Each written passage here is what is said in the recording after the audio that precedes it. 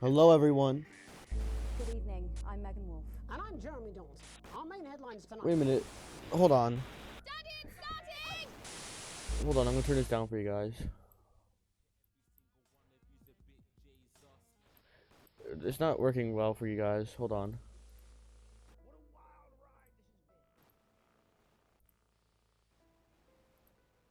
Okay, there you go. Hello, welcome back to another video. And today we're playing Not for Broadcast. Sorry for the little thing in the beginning. Let me just turn everything down. Everything's so loud.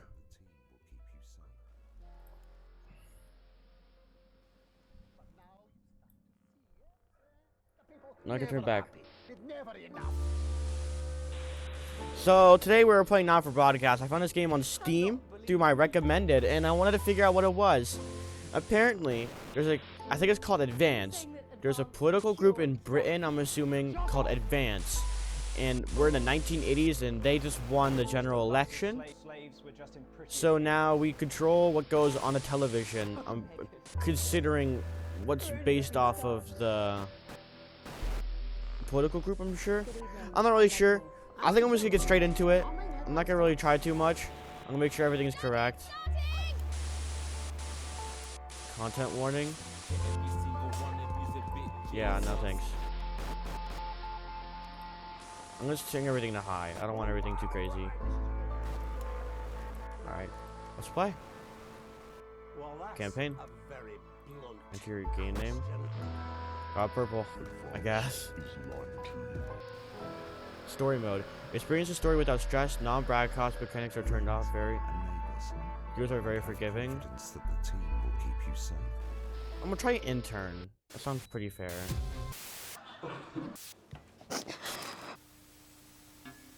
That's all coming up on tonight's National Nightly News.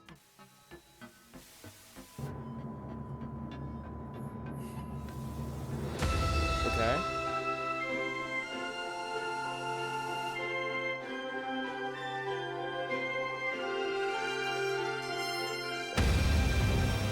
Not for broadcast.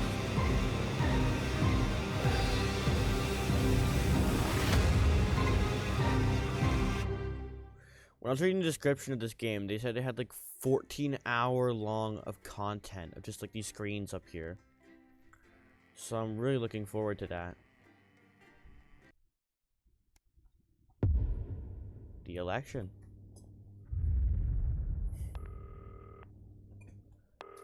Whoa. Oh, okay.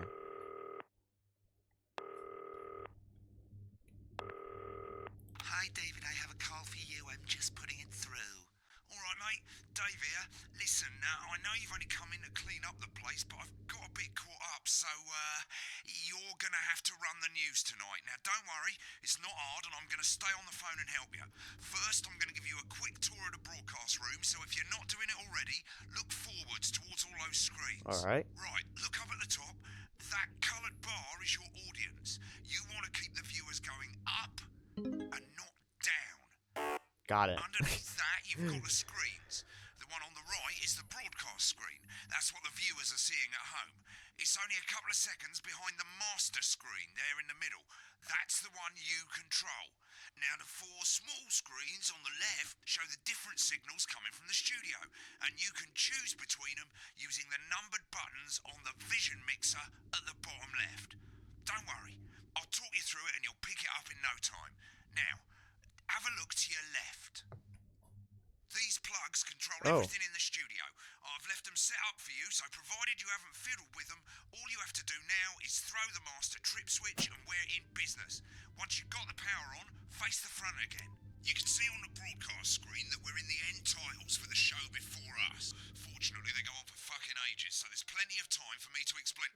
Oh, right, okay, they're over, so we haven't got long now till the broadcast. Right, quickly, mate, look down under the desk.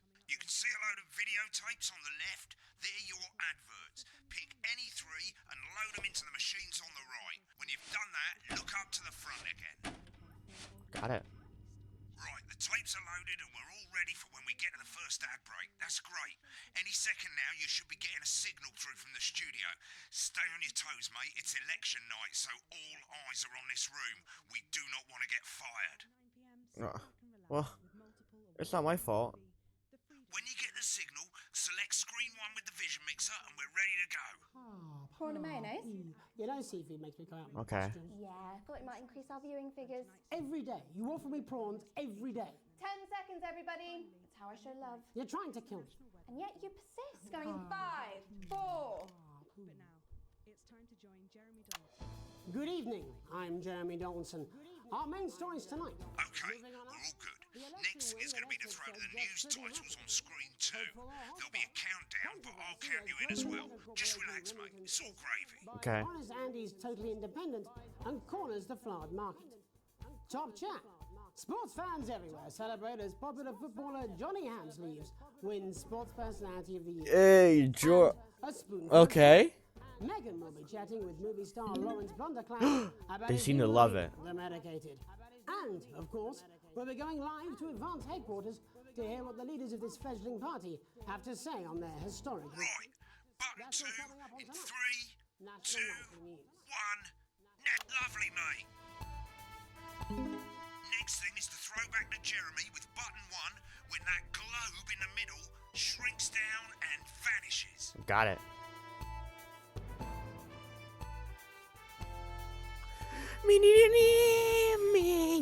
Look at me go. Look at all this national nightly news. National with Jeremy Donaldson. Love Here him. it comes. Switch to screen 1. Now, lovely, mate. But first, the votes are in and it's a decisive win for Advance. You can get a bit of interference around this time, Advance. mate. Keep your eye on the machine. 81. Jesus Use Christ. that slider that's flashing or your scroll wheel to move the wave up and down, keeping the green bit in the white bit. But critics have accused him of a severe lack of actual policies and of Got being deliberately vague. The opposition parties have all conceded defeat to Advance's overwhelming mandate, but have yet to appear publicly. However, former Home Secretary... Right, it's going well. All you've got to do now is play the advert at the end of the segment. Make sure you don't play it too early or we'll all get fired. Now the clock at the top is counting you down to the advert. When it reaches 0, press one of the 3 play ad buttons. Look at Crazy over there Neil. at the bottom right. I normally play the first one at the first break and so on, but you can play them in any order you want. I want Crazy I'll count you Neil. into it as well, but keep your eye on the clock. To hear the co-leader's acceptance speech. And 3, 2, 1, advert. 1 minute back, everybody.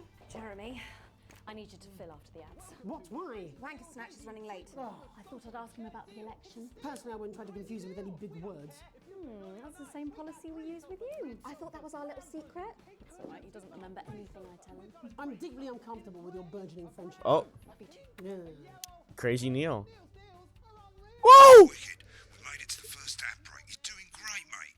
But this is where it starts getting a bit trickier. This next sequence is what we call a multicam sequence because you're going to be cutting between multiple cameras. To Yeah, keep we don't things like Neil interesting. appeal. A lot of it's down to personal taste, but here's 3 good rules of thumb. 1. Try and keep the shot on whoever is doing the talking. 2. Don't stay on the same shot for too long. 10 seconds at the most. So if you're on the person who's talking, try and throw in the odd reaction shot or pull out to the wide shot for a bit just to keep it interesting. Got it. 3. Don't stay on reaction shots for too long. A couple of seconds is usually enough. Then the audience want to see who's doing the talking, yeah? Stick to these rules and you'll be fine. It's not as complicated as it sounds. You've seen programs on television, haven't you? Make it look like those. Got Might as it. well get screen 1 selected now. No need to wait for the broadcast to start. Try and stay ahead, mate. We're coming back from the break. Quiet in the studio. Thank you so much. 10 seconds, everybody. Going in 5, 4, 3. Welcome back to the National Nightly News. Later, we'll be hearing from shock election winners Advance. But first, Get ready to go to Megan on screen 4. is here with a star of both stage and screen. Megan? Thank you, Jeremy. Megan Wolf, culture correspondent. And today I have a guest who starred in Okay. everything from Yeah, I get that Shakespeare this. Right, to go to the Blunder Blunderclatch on screen 3 when she says his name. By none other than Lawrence Blunderclatch. Thank you so much for coming on. Oh, my dear, I do hope you believe me when I tell you that being with you here today is among Switch to 2 for the wide now. May I say, having you here with us is among ours. Right, now just try and stay on whoever's talking. Your latest movie, which is called The Medicated. The medicated, yes. Wow, what was that like? Well, as I said to Peter at the Rat, that's Peter Jensen, the director. Give us a look at Megan's reaction. He's a wonderful chap, he really Lovely. is. Now back to Thunder I've worked with him Twat. on several movies, all terribly successful. Thunder I twat. said to Peter, what a wild ride this has been. And do you know what, Megan? I really meant that. Wow, that is fantastic. And am I right in saying that the character you play in this movie is quite an academic one? Absolutely right. A scientist. Was that a challenge at all? What exactly are you implying? But seriously, yes, you're right. It was a complete departure from my last starring role when I played Sergeant Brock Rockman in Bullet Man. You'll remember that that was the true story of one soldier's fight for a love that Get back to surpasses who's talking. a love, of course, for freedom. Got it. I think it's grossed over $1 billion, but honestly, who's counting? It's a role that saw you scoop 2 Best Actor awards, if I remember correctly. It's so sweet of you to mention it, but I really am not in it for the awards, although those 3 little statues do take pride of place on my mantelpiece. With all the others, I'm sure. So, if you're not doing it, I'm doing good, guys. awards, what is it then that drives you? That is a beautiful Get question. on the speaker, mate. Not easy to I answer. am. Give me a minute. Like you, I'm afraid. Cut me, and I will bleed. And often, that's how it feels, doesn't it? Doesn't it? Bleeding. Doesn't it? I'm doing well, guys. Suffering for one's audience. I suppose in the end, I do it for the difference it makes. I do it for the people that I inspire. The little people. But most of all, I think I do it for the positive change that I can bring about in the world. And today, of course, we're in for some real change, it looks like, in the coming few months. What do you make of this historic election result? Oh, well. Wow. Well, I'm just taking it in. I don't have much to Now say. you're asking. Historic election result. Indeed. Historic is the word. Well, difficult, isn't it? Very difficult. But I think I've always been quite clear that when it comes to politics, that one should always strive to not fuck things up. Shit, he swore. Oh, well, don't worry, he won't do it again. Sorry, I said fuck. Shit, he did it again. Okay, don't panic. I'll explain how to deal with swearing at the break. Medicated, which Got it. opens next week. Right, around they've swapped the shot of Jeremy on screen 1 for a VT of the movie clip. You'll get a countdown on the screen, but I'd just let Megan cue you in. My character, Dr. Lance Hemlock, is faced with a decision that could affect humanity's very survival. Exciting stuff. Let's take a look. Exciting stuff. Cool, looks like Blunderclatch is losing it in the studio, but we ain't got time for that. I can see him. It's coming. It's a bit trickier this time, mate. Use that little flashing joystick to the left of the knob, or hold down your middle mouse or Alt on your keyboard, and as the frequency changes, match it to the white bit by dragging right. Okay. You think I don't know that? Now we're going to squash the frequency back by dragging left. No, Liz, we mustn't. Think of Carol. That's Dr. Lance to you, Miss Flanagan. Okay, I did it. Jubbly, mate. For you, baby. Next we're going to change the amplitude. Same as last time. Little joystick or hold Alt or middle mouse, I am. and this time push upwards. Oh. Upwards, mate, upwards. I didn't listen. Doctor, I'm drowning, Lance, you said. you need to see this. No, it's not. Right, now let's match it back by going downwards. I'm doing it. The virus. I'm doing it, guys. Sterility. This formula. This is the key. We can stop it all. Yes. Not bad, you'll get it with practice. Yeah. There we go. We have to ask ourselves. At the end of the clip, you'll want to play another ad. Remember to use the clock at the top to count you in. Got it.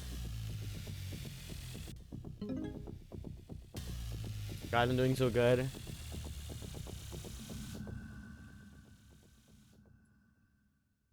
Right, I guess I better explain how to deal with bleeping out swear words. As you've probably noticed, the broadcast screen, here, is about 2 seconds behind the master screen, here.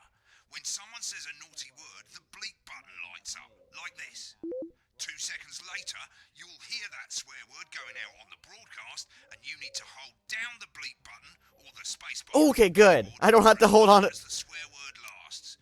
It can take a bit of practice getting used to hearing 2 things at once. Just stay calm and you'll get it. Got it. And if you can't tell when to bleep, just above the button, you'll literally be able to see the sound scrolling by. All you gotta do is hold it down while the red bit is over the red line. Simple. Oh, Of course, okay. if you do it by eye, you'll have to take your eye off the screens. That's why real professionals do it by ear. Most people like to have the volume of the broadcast screen a little bit below the master screen. Let's set it now. As you turn it up, you'll hear the advert getting louder. Good. You're set to start censoring. Like I say, it takes a little practice, but I'll try and help you through it, and soon we'll have you bleeping like a pro. Remember, button lights up, count 1, Got it. 2, and hold it down. 2% likely to get rid of those tricky tummies. Remember to select screen 1 now that you've got the feed. Don't wait for the broadcast to go live. That's too late. You can use the number buttons on your keyboard, 1 to 4. Running the country. Seriously? We've had worse. 5, 4, 3. Welcome back. And I'm told we can now go live to Advance Headquarters, where the two leaders, Peter Clement and Julia Salisbury, are about to make their acceptance address. Cut to the outside broadcast. Oh Go shit, for it, he's Pat. pissed. Get ready to bleep. Well, thank you all for coming, and, well, where do I start? What a day. They said we couldn't do People, it. let's stop it long. They use every dirty, low-down, Remember the lying 10 southern second bastard rule. trick they had Don't against bleep us. in normal You, stuff. the people, You only got a bit you of the saw word. right through their shite. I'm sorry about the language there. Sorry about Dude, that. I- I've had a couple of celebratory pints. Makes me coarser than a granny's fanny. Audience is getting bored, mate. Memorably put. Gotta get the whole Let's be word. honest, who Duh. can blame Peter for celebrating? Mix it up a Throughout the bit, eh? campaign, you've heard us say that Advance are not a Give us a political reaction party. shot. A party's what Oh, you yeah. have when things are going well. When the country is suffering, you don't need a party. You need a team. A team that can change things. But today is day one of a new future. A better, fairer future. So perhaps we should all be celebrating. Except for the rich. But That's when the not a party's swear over, word. they shouldn't be celebrating. They should be putting their shitting pants on and opening their dusty checkbooks. Again, Hold it down a colourfully bit long put, there, but Okay. not inaccurate. Too long on Before this, we mate. came out here to address the nation, we used our executive powers to pass the assets and Dude, it's wealth. hard. Working with the tax office, we have produced a definitive list of every person in the country with wealth into the millions. You know this sort of, probably you rather you don't.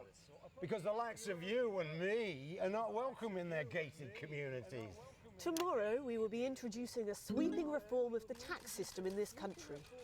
No more hiding wealth offshore, no more trust funds or creative accounting.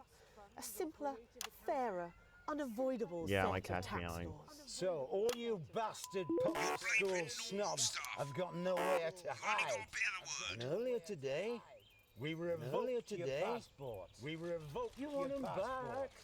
You want to leave With like this you shot, threatened mate. before the election. Like you threatened before the election. That's fine. You're gonna pay first. You're gonna pay back.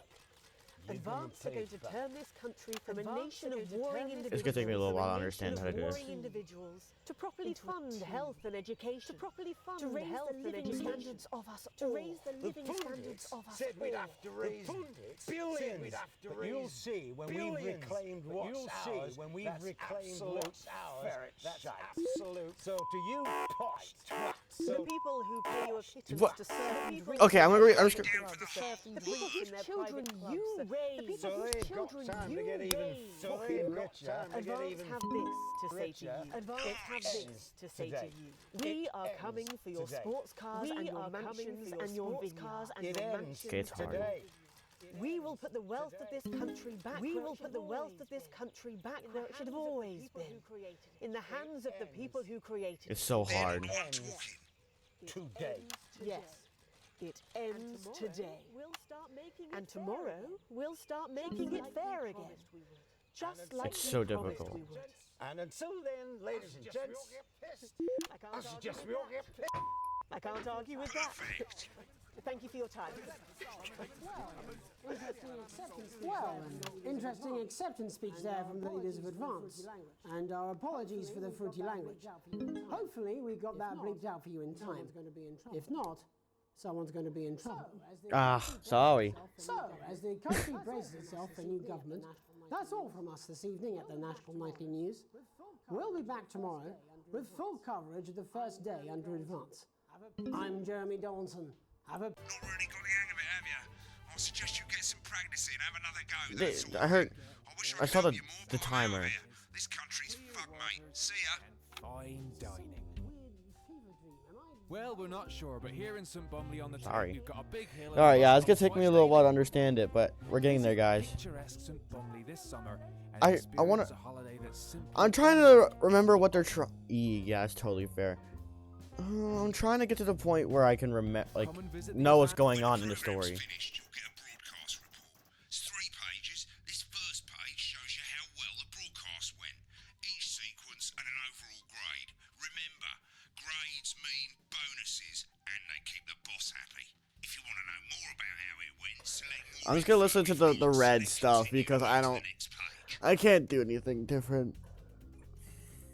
Right, this is the important page. It tells you how much you're going to get paid. Current wealth, the broke ass poor. That bollocks at the bottom shows you the financial state of our main advertisers. Yeah, But my you cats are don't meowing a really lot. fucking shares, you're a cleaner, for God's sake, so why would you care?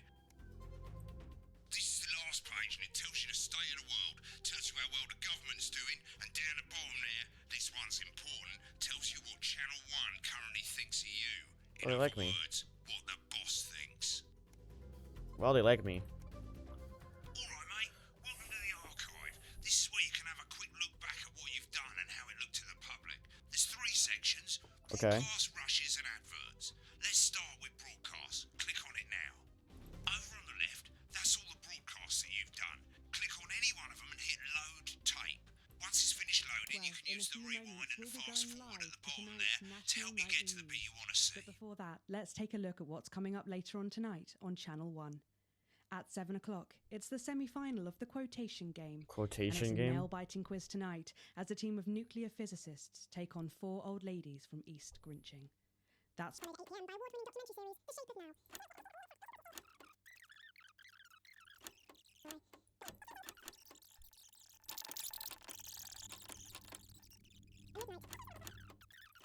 Hostile. Controversy as global mega corporation Remington's Fist. I'm gonna just my stuff, yeah. Right. Click on rushes and let's have a look at those. Right. This is the rushes route. It's pretty simple. The 4 screens you can see, they're going to show you the 4 signals you got from the studio during the actual broadcast. You know, see if you make Difference it is you can possible. mute any combination of them, so you can have a listen to the stuff you weren't allowed to show. Select the broadcast and give it a go.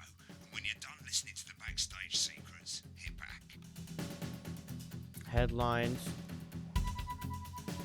I guess I'll listen to the Bunver Clutch interview because I didn't see much about that. Just to see what was going on there. It loads a while. It's a long ass interview then. These aren't my cards. Please tell me these aren't my cards. No, they're the right ones, apparently. But this gives me nothing, Jenny. They must see that. I know. I think they think you won't have anything to say. Oh, for God's sake, come on. It's a huge day. It's not an... Absolute bonkers. I agree you won the basic interview there with a complete deal started. Check my contract. Hi, I'm Megan. Oh, piss off. You're on stage by us, Rob. Whole week, man. Whole week. Whole wheat. Thank you so much.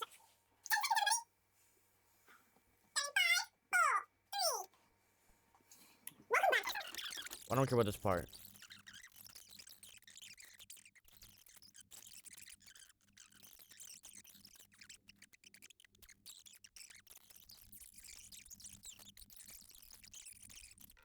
I don't understand. understand it. Running. Mr. Blunderclatch, I understand you're upset, but we can... You don't know the half of it. Rob! I'll be at the Dorset. Send up a bottle of scotch and a whole ham. Wow. It's in my contract. Really? I'm sorry. I'm sorry. I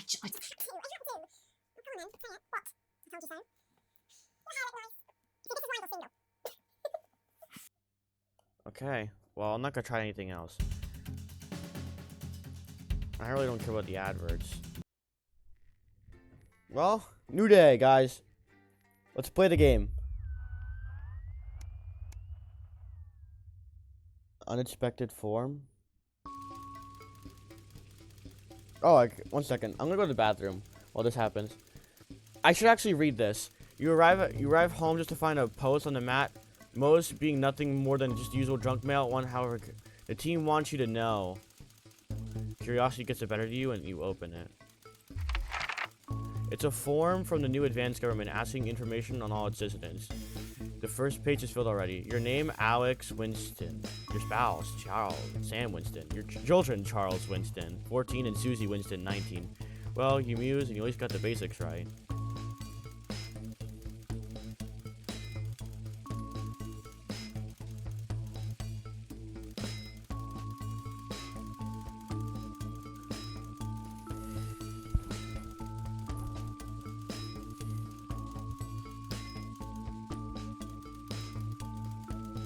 I gotta do this fucking stupid form shit. Okay, how do I stop? Is this gonna be like this for a little while? 'Cause I kind of want to get in this point. Okay, I found it. It's just enter. The rest of the questions are left to you to compete. They appear to be mandatory. Upon starting a new job, you would be productive and get to work immediately. A colleague in a different department has confided you in that you've been taking home confidential information. Now, final.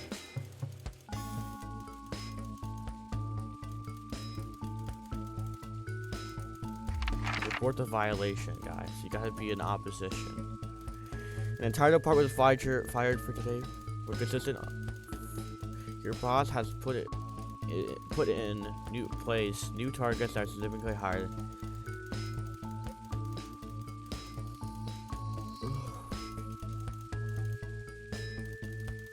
Stay late. Annual company barbecue, and you and your friend.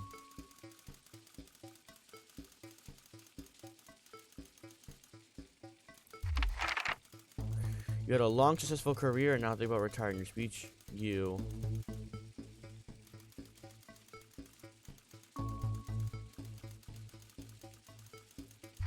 I don't know. I'm just gonna put in some answers. Probably get the ones correct. In your spare time, you like to relax alone. Your ideal holiday getaway would be a romantic getaway.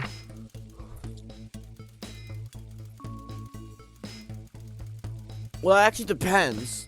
What is whatever the advanced government is? I need this job so I can play the game. Safe. Alright, can I play the game now? Alright. I'm gonna go to the bathroom. It's already day 5 and I've only worked 1 day. Day 6. A family matter. It's late, same as I got to bed. You're just drying up a favorite coffee cup? A worn-out souvenir from your first trip together. The print's faded, but the goofy face still makes you smile. A knock on the window brings you back to reality. In the garden, clutching a gaudy neon green suitcase is Chris, Sam's sibling. As soon as you let them in, they sit at the kitchen table, visibly distressed. Chris takes a deep breath. I'm so sorry for bursting in late, Alex. Chris stammers, but I need a favor. You're the only one I can ask. No problem, what's going on? You want to see all this crazy advanced stuff? The Assets in the Wealth Act, they're calling it. It's taking people's hard-earned money to fund the lazy. It's bullshit. Never seen Chris as agitated. I'm not saying the top 1% or whatever don't have stupid money, Chris adds hastily, but they can afford it. People like me, we're going to lose everything. That's awful. I'm not sure how I can help. You were always the one well off, the one in the family. They're going to take everything, Alex. Everything I spent my life building. I can't let that happen. I need a favor. Chris eyes. I need to borrow your passport. My passport? Why? I have a feeling I'm not gonna like this.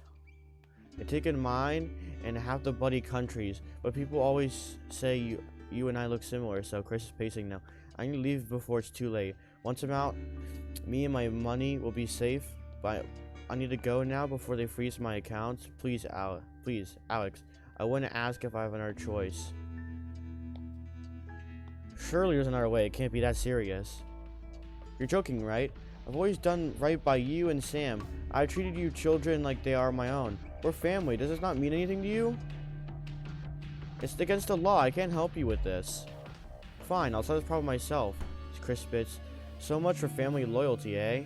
Grabbing the knife on the fluorescent suitcase. Chris disappears in the night. You go back to dishes, picking up Sam's cup again. The peeling face now seems to bore you. The knot in your stomach tightens.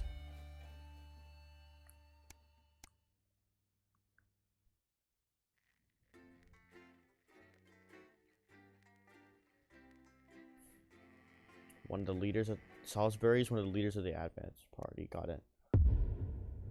The Fallout. There's a new thing on my keyboard. On my thing.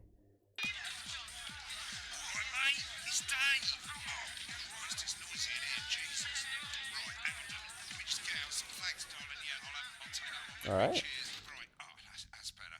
Let's get set up and get on with it, eh? So I can get back to my guests. First of all, let's get the power on.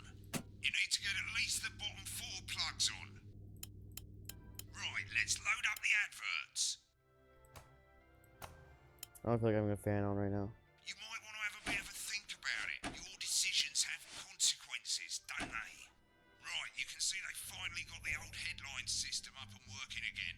And the vision mixer's already in headline mode because headlines always come at the start. It's really simple, mate. These 2 buttons at the bottom of the vision mixer, you can see they now have A and B on them. And they're to help you pick image A on the left bottom screen here, or image B on the right bottom screen here. It's really simple. This little clock here will count down the number of seconds you have to make your decision. Now you're in auto headline mode, so if you don't bother to pick a photo before that clock runs out, the machine's just going to pick one at random for you. I just want to say one more thing, mate. The pictures you choose to show of these people, well, that's how the public is going to perceive them, and that's going to affect their lives. So like with the adverts, choose carefully. And we're off. Good luck, mate. If I get time, I'll call you back in the next break. Yeah, I'm coming, darling. What the fuck did this happen? One of those. My friend Janet says theirs gets really hot. It's a bit of escapism, with Lawrence Blunderclatch's acclaimed action 10 movie, seconds, Bullet everybody. Man, Not the best taking source us of up to the consumer National advice, Web then. Report Don't and blame close me when down it at explodes. 5:15 Going in midnight. 5.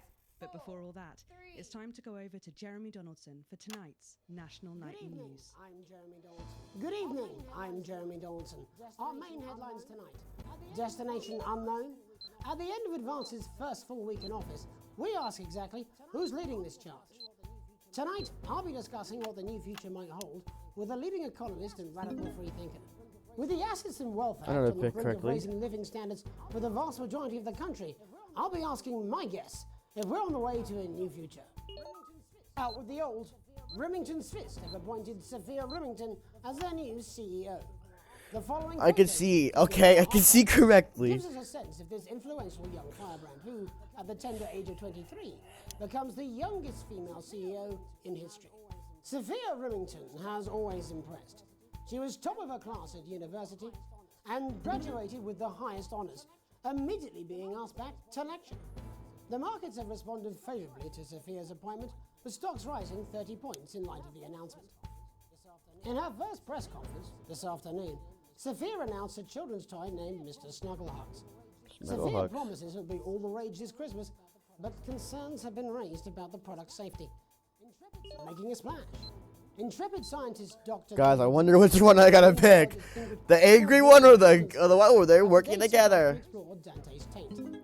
The recently discovered cave system was previously Like, why do I have called two of like Origin, these but thanks to a photos? new Who breakthrough took the in other quantum one? wild technology, the pair hope to successfully reach the imposing central cavern and the undiscovered plant species it contains.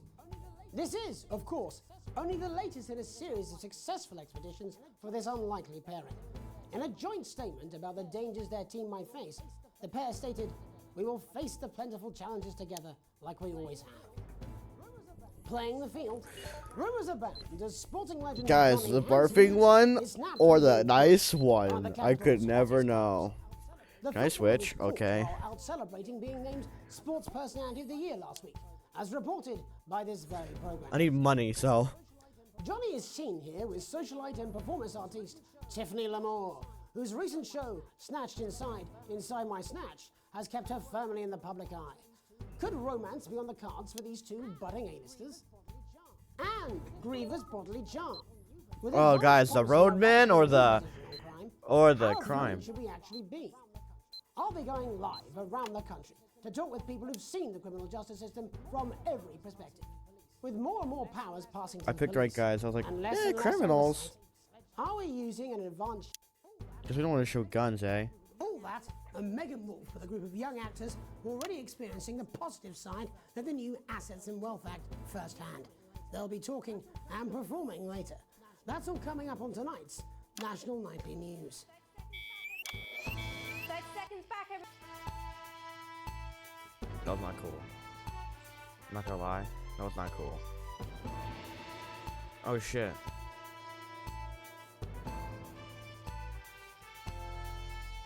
Forgot that shit happened.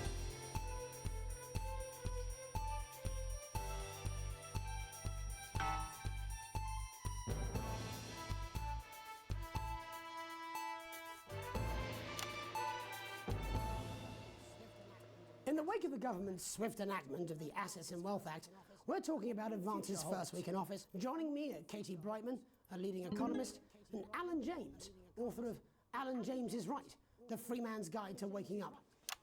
Alan, the government certainly haven't dragged their heels on delivering some of the legislation they promised. But what does the Wealth Act mean for us? Nothing, Jeremy. We're still vassal slaves, we're just in prettier cages. A confident dismissal there. Katie Brightman, do you agree? I'm afraid I don't, no. I think that Advance have realised that the current economic system of unlimited, unending growth is untenable, so they're changing things up. There I agree with you. They're moving to the next steps in the grand plan. Grand plan, Alan? It's all in my book. Alan James is right, Jeremy.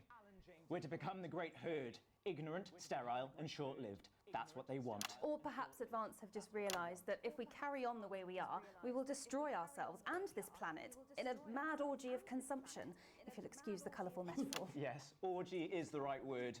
Only it'll be the overlords having an orgy on our poor broken backs. It's all in my book. Alan James is... Shamelessly self-promoting? Katie, how do you think the rest of the world will respond to this new approach? I think they're watching carefully. Advance are the most disruptive threat that the world powers have faced since the last Great War. Yes, Katie's right. War is inevitable. Thank you, but that isn't And this will not be a war like we've ever seen before. We're talking millions of deaths. We're talking high-tech weapons that can level entire cities. We're talking... Out of the wrong orifices? Mock me all you like, Jeremy, but when they murder your parents and they poison your food and they take you away to their camps for hypno-brainwashing, who will be laughing then? That might be a great way to sell books, Alan, but you know full well that isn't going to happen in a democracy. Democracy is dead. Yes, Advance are radical, and change is always frightening, but the truth is that the Wealth and Assets Act has made more than 90% of the population wealthier and is on target to produce a permanent end to poverty. Bollocks! What this young lady doesn't understand, Jeremy, is that these are the same people. Maybe they've rebranded, but it's all a little circus act to keep us from seeing the tyrant behind the curtain. That's where you're wrong, Alan. For a start, they've mobilised the youth vote like we've never seen before. You say mobilise, I call it grooming.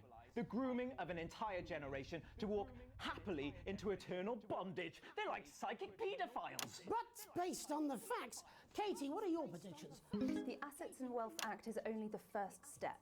Advance now have a historic... I'm trying, guys. I'm trying hard. As well as properly funding our public services, they're already funneling unprecedented amounts into scientific research and the arts. Or, as I call them in my book, Frankenscience and Opie-arts. Okay. Like opiates, see? Can we get back to the issue at hand, please, Alan? This is the issue.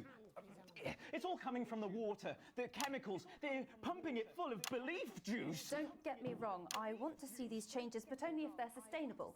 If Advance lose their power after spending half of our GDP on dismantling infrastructure, that could be catastrophic. The catastrophe is that they're succeeding. They've got us sat here talking about their puppet show. All right, we're running out of time. Quickly, Alan, what does the future look like to you? A bleak space where we've all been figuratively sodomized into submission. No, of course. Katie? We might be on the eve of a brave new world. God knows we need some change, but we need to be cautious. Let's walk forwards with our eyes open. Two very different visions of the future there. Alan James, Katie Brightman, thank you for joining I me. did so well. When we come back, I'll be investigating law and order before Megan meets some beneficiaries Yes. of assets and wealth. I'm just trying to That's all intake what's coming going up on. tonight on the National Nightly News. 1 minute back. I did it. You know, Ooh. I think they might do some good. I hope so too, Jeremy. How much are you being paid by them then? Shut the fuck up, Alan. I've never heard so much shit in my life. We'll see who's full of shit, won't we? Alan, I can explain it to you, but unfortunately, I can't understand it for you. Damn. Well, I don't know what she meant by that. He's calling you stupid. Absolutely fucking fine, I tell you. How's it going? Actually, fuck it, I don't care. I hate the fucking news. Oh, bloody hell, I love this tune, though. All right, mate, see you later. Bye. I'm just saying I do what I can, that's all. Oh shit, you will. She's good. You know she is. I've said a bit of wording, that's all I can do. 10 seconds, everybody. Little Jakey's scared of the big bad country with water. If that sticks, I'll destroy you. 5, 4, 3. Welcome back. In our second segment, we're going to be taking a deep dive into the state of law and order in our country. Advance have already tasked what they are calling a solutions team to move this serious social problem to the top of the list. Tonight, we go behind the headlines to meet the people who live with the criminal justice system every day of their lives. First up, we have Gregory Judge, a lawyer who sees the problems close up on the front line.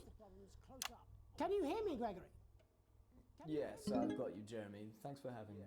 What's it like on the front line of the hard face of the cold hand of justice?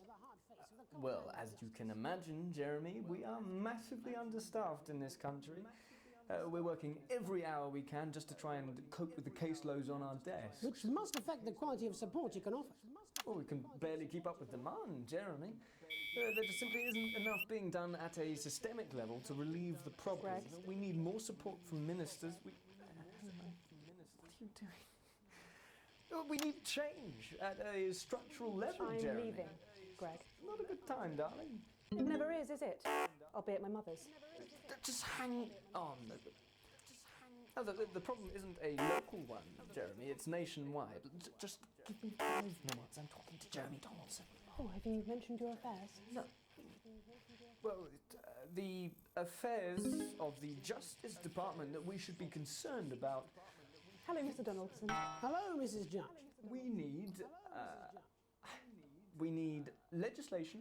That's so relieve weird. the pressure I don't know how to go public back down on that To one. interrupt the news, Mr. Donaldson. Can I have a moment to tell my husband I'm leaving him? Yes, I totally understand.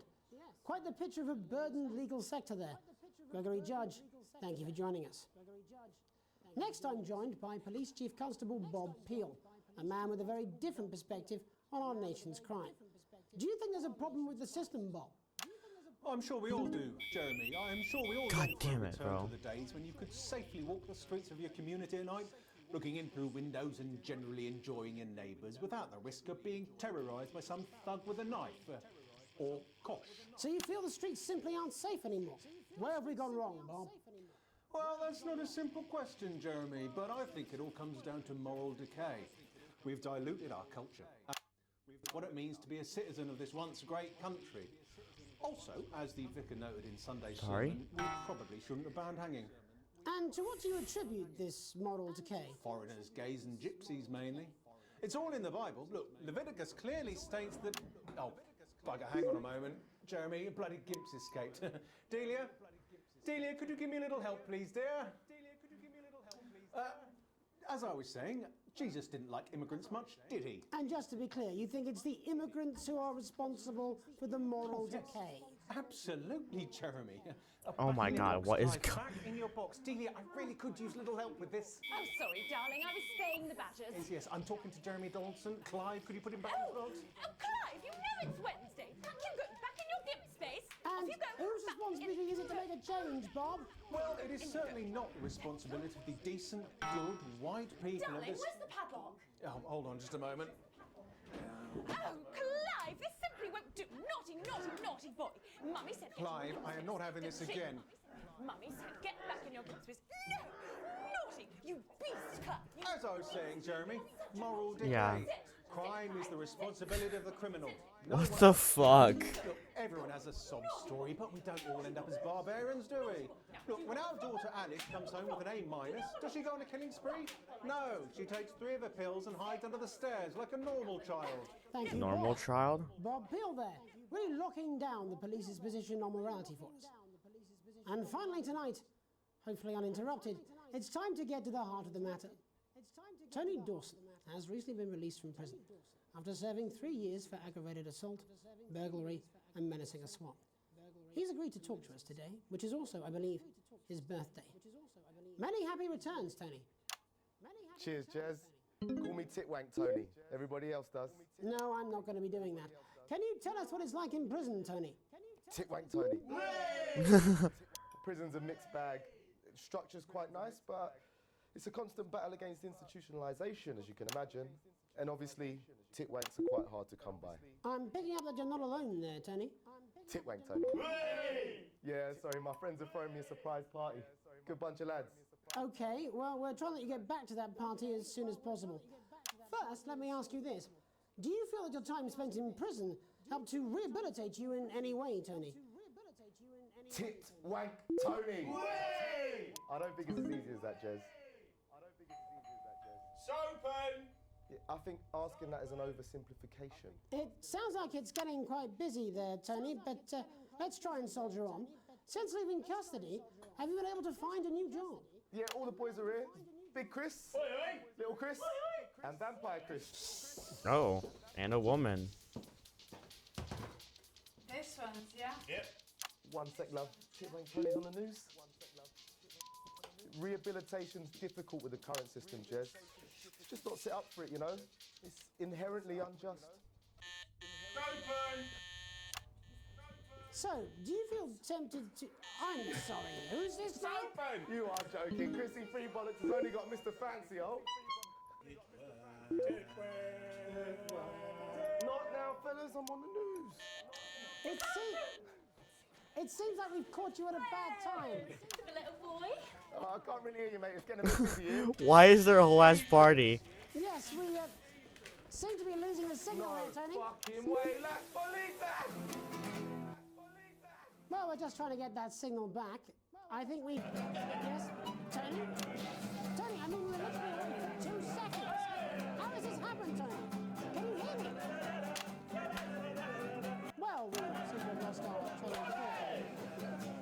You, the viewer at home, have managed to glean a broader understanding of the serious and complex issues around law and order. Megan will be live with some plucky young thespians. Don't go away. We'll be back after these messages. 1 minute back, everybody. That went well. Piss off. Yeah, that did not go well. Shut up. I can look. I'm trying to focus what he's saying. Okay, there you go. You can see the result on the vision mixer, and the public will love that. Don't worry if you don't, though. You won't get punished for it or nothing. Just try and stay in the groove. Also, one last tip. When the music starts, turn down the broadcast volume. Right, enjoy the music bit. God, I love music. God, I'm so pissed. I think I might go and throw up in a bit. Survey said they loved their visible plates, and 7 out of 10 dentists would recommend it. Judica Sean, because we said so.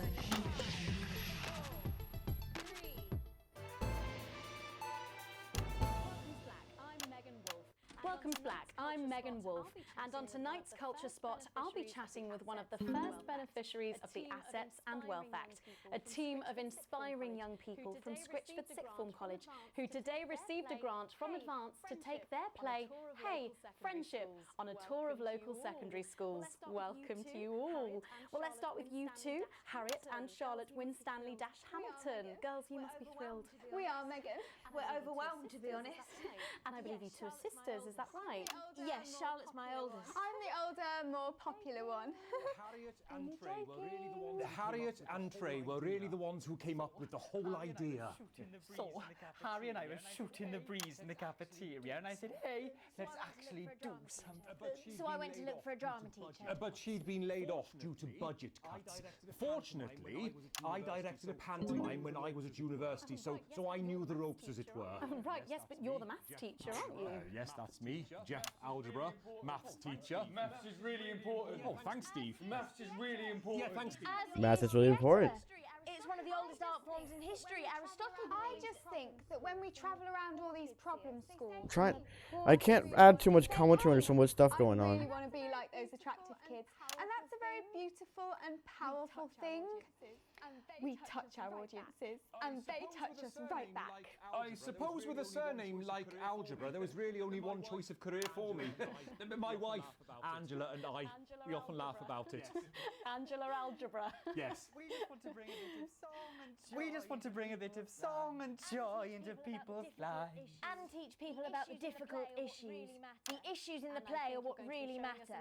And I think you're going to be showing us an extract from this play, aren't you? That's right. To put into context, I play a young first year who's having some troubles at school. Her character doesn't actually have a name, because in a way she's like... This is an entertainment thing, no political thing. I can't really add anything here. Maybe she's you at home, or like, maybe she's you, Megan. Maths is really important. Yeah, thanks, Steve. Put it in, coach. Yes, thanks, Steve. Right, well, I'm going to have a little chat with your teacher while you run off and get ready. I can't wait to see it. That's it, that way. So, Jeff, when did you first hear about the grant? 2 days ago. A letter from Advance arrived at the school. Now, the headmaster thought it was all a prank, but his secretary retrieved it from his bin and brought it to me. How? How did you react? I also threw it in the bin. But then, Harriet and Trey rescued it, and they rang the number at the bottom of the page, and next thing you know, we're on tour. Wow. Well, I think we can all guess which way you'll be voting from now on. Do you know what? It's funny, because Angela and I don't usually vote. We're not very political. I'm a mathematician, of course, and she's a paraplegic mainly, but we did used to watch that Peter Clements DIY show back in the day, and so we thought, why not? Let's have a go with this whole democracy thing. Okay. And here we ballywell are. Good stuff. Brilliant! So, let's have a look at a short section of Hey, Friendship. I love friendship, guys. 5 minutes of this? Dear diary, I'm not sure I can take another day at this school. Another day of tears. Another day of tears. Another day of fears. But still I walk the corridors alone. Dreading what might be around every corner. What's around the corner? What's around the corner? What's around the corner? Oh, hi, Gary. It's Gary the Fist. Oh, heavens, no! It's Gary the Fist. Gary the Fist. Going somewhere, little first year? Going somewhere, little first year? Great. I've been looking for some poor victim to bully all morning, but will this make me feel better about my violent father? Excuse me. I'm late for maths. This is too much. It's my favourite subject. And so important. Maths is for losers. What? Maths is for losers. My arm's stuck, coach. Keep going for maths is for losers. Maths is for losers. Now, give me your lunch money. Double lunch for me today, but why am I only truly happy when I'm eating?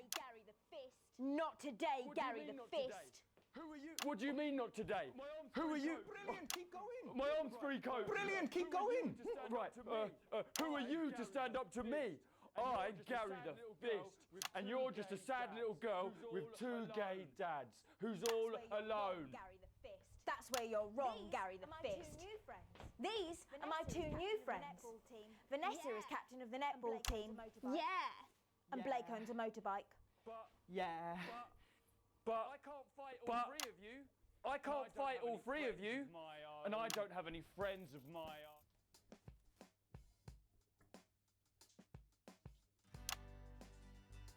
What's this?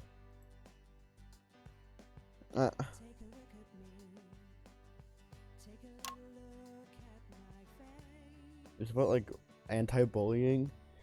That's what I'm getting at here.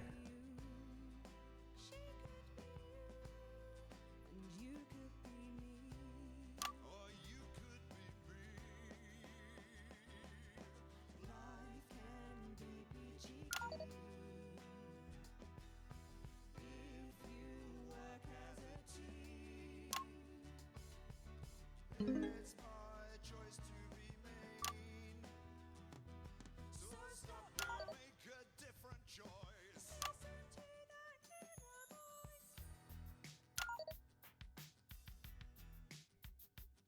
Hey, listen up, I won't take no crap. Who said middle class girls can't rap?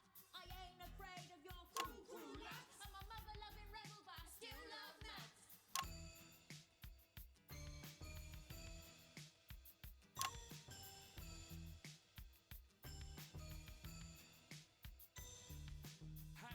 Kids, I'm Gary the Fist. People think that folks like me probably shouldn't exist, but that's just prejudice, and I'd do better if you knew the way that I became Gary the Fist.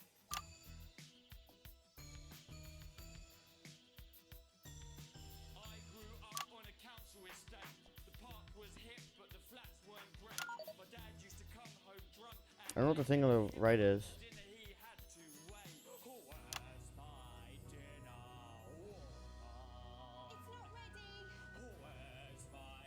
Dinner woman. Ask you again. Hitting women is wrong. I guess life's pretty hard on a council estate. Life's pretty hard on a council estate. There's so much stuff going on. Council estate. Life's pretty hard on a council estate. Life's pretty hard on a council estate. Life's pretty hard on a council estate. Life's pretty hard on a council estate. It's so damn hard on a council estate. Life can be peachy keen. Yeah, yeah. What the fuck? The guy in the bottom right. Just work as a team. It's your choice to be me. It's my choice. So stop now, make a different choice. Listen to that inner voice. Friendship! Friendship! Yes! Well, thankfully that's all we have time for tonight. Thankfully that's all we have time for tonight on the National Nightly News.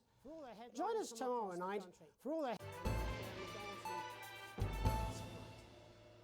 Alan James. Alan James. Alan James. James is right. Alan James is right. I'm Alan James. Alan James is right in front of you. I don't want to scare I have a you, similar but belief about an adequate paycheck. Oh, someone please get these twats out of my studio. you should weep for the world. They're gonna take your poor sweet grandma. And I don't mean to shock you. Okay. You need to wake up! I'm Alan James, and I'll slap you so hard with the truth, you'll still be picking facts out I want to see it though. following Wednesday. Alan James coming to a city near you. Alan James is right. I love Alan James. I might trust Alan James here. Hey, guys. Despite my absolute major fuck-ups, I still got an A. A small bonus. Current wealth broke ass 4. Thanks.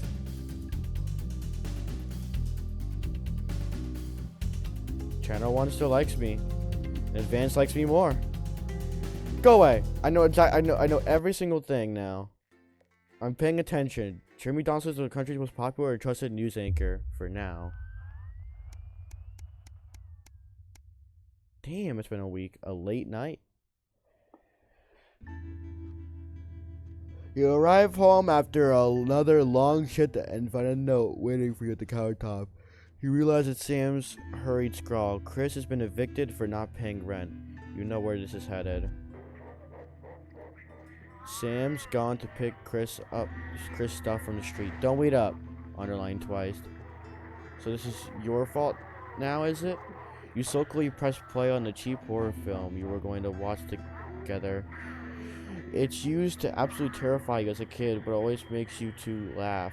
It's not the same without Sam, but you still chuckle to yourself occasionally. Just as you get to the good bit, the part where Candy decides to investigate alone, your 14-year-old son interrupts. He wants to go to a friend's house. He looks at you in the only way a child can, pleading but somehow defiant. You let him go as long as he promises to be home by 11. Clearly surprised, he practically races out the door. You doze in front of the movie, waiting up for his return. You start to awake the sound of TV static. It's gone midnight, and there's no sign of Charlie or Sam. You're tired and in a bad mood. You trust Charlie, he'll be home soon. It's one night. He's got to start taking responsibility for his own decisions sometime. What's the worst that could happen? A call from school? Your family answering machine cracks into life. Who could be calling you or your spouse were at work? Good afternoon, this is a message from the Winston family. Winston calling regarding your son Charles, the tiny old woman goes on.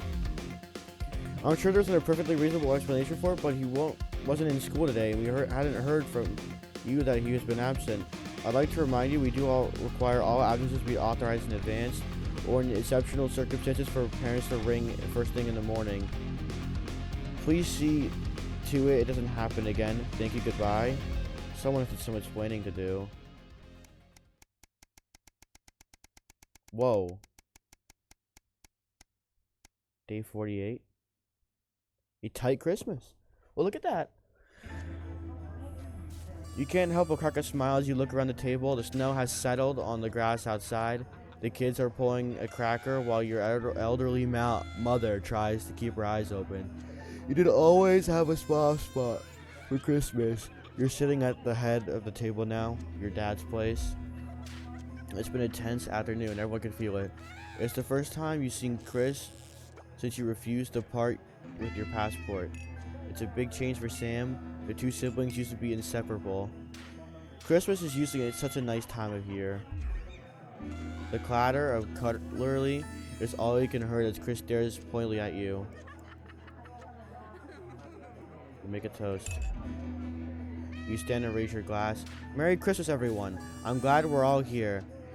There are murmurs of cheers and clinking of glasses. Chris doesn't move. Yeah, we're all here. No thanks to you. Chris? Sighs Sam. Come on now. It's Christmas. Can we put that behind us? Sam's right. Let's try to enjoy ourselves. Chris turns away from you, taking some frustration out on some cheap cut of roast chicken. Your daughter, Susie, seizes the opportunity to corner you. You know how you love me? You chuckle. That sounds familiar. I'm not going to like this, am I? Susie rolls her eyes. You know me and my friends are planning to go on traveling this year. Susie begins innocently. Well, I was hoping you would help me with the money. She interrupted by Chris, who makes a decisive snort. I wouldn't hold you back, Susie. Uh-oh, your generosity, are you, Alex? Ignoring Chris, you smile at your daughter. While see so many parts of the world and will learn so much about other cultures, Susie gushes. You sigh and lower your voice. You know money is really tight right now. That grandma's staying here. We just don't have that kind of money, Suze. But please, Harriet's parents are helping her. All right, fine. We'll find a way to make it work. Sam interrupts. Sorry, were you going to consult me on this, or are you going to just carry on pretending I don't exist? You feel your cheeks flush red and turn away so Chris can't see. You know you haven't been the most attentive lately, but this rebuke still seems harsh. Sam exhales and seems to brighten. But luckily for someone, I agree. This is a great opportunity, and I'm sure we could find the money somewhere. Sam isn't looking at you. Charlie excuses himself awkwardly as you start to clear the plates in silence. You had a nice birthday, Pat? Your mother chimes cheerfully. Merry fucking Christmas.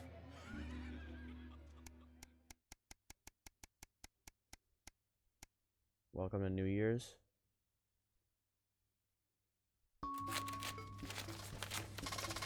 You're leafing through a pile of accumulated posts. Each new bill pulls on your gut like a lead weight until a flash of blue makes you pause. Recognizing the teal advance logo on the envelope, you tear it open. Dear Winston residents, thank you for sending your passports for approval. We can now confirm their recipient and validation for a new assets and wealth redemption scheme. Hopefully this will make the last months of arguments with Sam worth it. As such, it's our pleasure to enclose a check with we hope we'll see as a symbol, not only for our gratitude to you, but as an unwavering commitment to our creating a society free of inequality. The throbbing of your fresh, speed-induced paper cut is the only reason you could believe you're awake. A check, a sizable one at that. Chris was right. Advance really are distributing wealth. We will continue to strive for the betterment of this nation and the people. Forwards together, Julia Salisbury and Peter Clement. The weight of your financial burdens lessens slightly. It's bliss.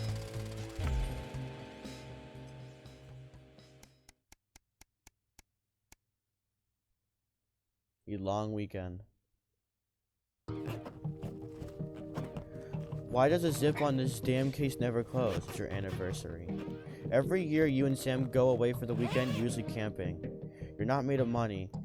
You've been looking forward to it for ages. Finally get some time alone together where you can forget about the noises of life. No kids, no work, just a bit of romance and some peace and quiet. The zip finally gives up the battle and you drag the bulging suitcase down the stairs. The answering machine is blinking on the hall table. Good evening, Alex. This is Mr. Bozeman. I'm calling to inform you that you will be required to work this weekend. Your heart sinks. Some information has come to light concerning this rising tensions between our nation and foreign powers. The National Nightly News team will be working around the clock to ensure we break the story first. Needless to say, I'll expect your attendance tomorrow morning, 8 a.m. sharp. Have a pleasant evening, Alex. Shock turns to annoyance, then fury. What are you going to tell Sam?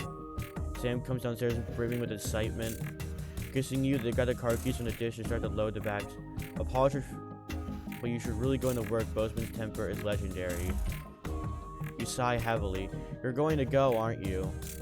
The voice behind you makes a whip around you nod simply. Of course you are. It's too much to expect for you to put your family first for once. God forbid. I don't know why bother, Alex. I really don't. And with that, Sam's gone. The front door swings slightly in silence.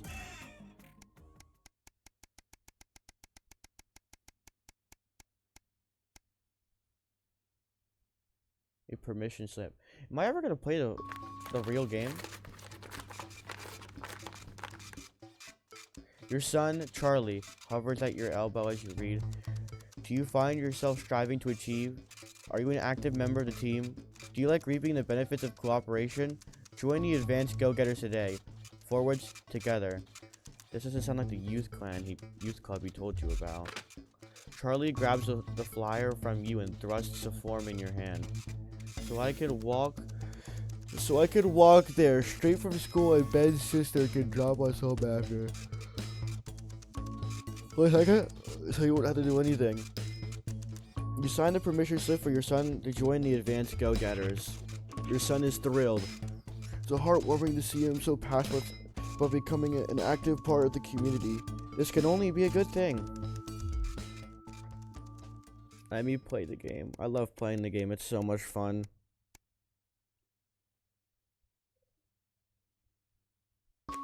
Ah!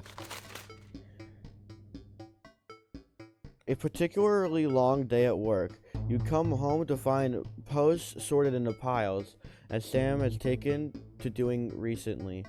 Most of is the usual rubbish, but a letter from the increasingly familiar Advance logo and the urgent respond immediately plastered on the front correspondingly urgent red grab your font return get your adventure. Sorry. Dear Winston residents, this is a letter to inform you the Advance government has taken another step forwards into our fight to secure fuel quality. By nationalizing the largest private corporations and distributing their resources among students of this citizens of this great country, the Partnership Bronze Program ensures that wealth created by the people is delivered to the people. We don't remember this being in the manifesto. Every household will become a partner in one of 3 carefully selected institutions, chosen by Advance for consistent high performance and financial security. Please note all returns are based on the public opinion and cannot be guaranteed. Please select one of the following. Eye of Beholder Incorporated. Whether it's cosmetics, clothing, culture, we see the beauty in all our customers. Neil's Deals Limited. It's always a steal for Crazy Neil. Oh, I don't even need to read the third one.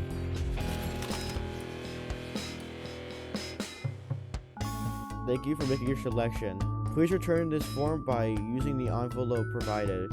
You will receive a report from your partnerships in 3 to 6 working months.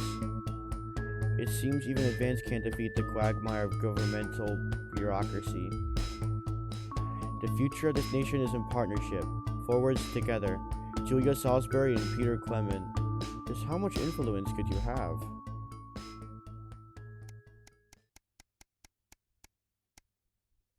Can I play the game? Nope. I could just tell that's not it. You step out of your old car in silence. Sam slams the door and you wince, hoping the door won't come off its hinges. You don't say anything. Now's not the time. As you approach the front desk, you feel physically sick. The police officers ask you to wait. Eventually, after what seems an eternity, your daughter is brought out by an officer with a kind face. She's a good kid, but if you pick her up for graffiti again, we will have to charge her. You nod and apologize on Susie's behalf, and Sam hugs your shell-shocked daughter. As you shake her hand, the officer lowers her voice. Keep her away from that boy, and I think she'll be fine.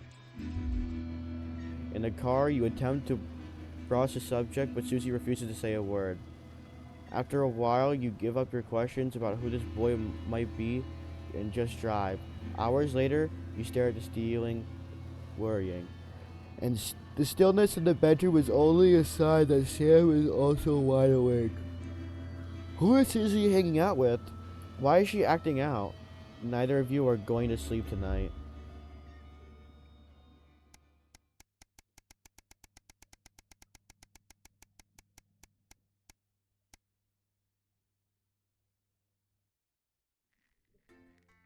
Yes.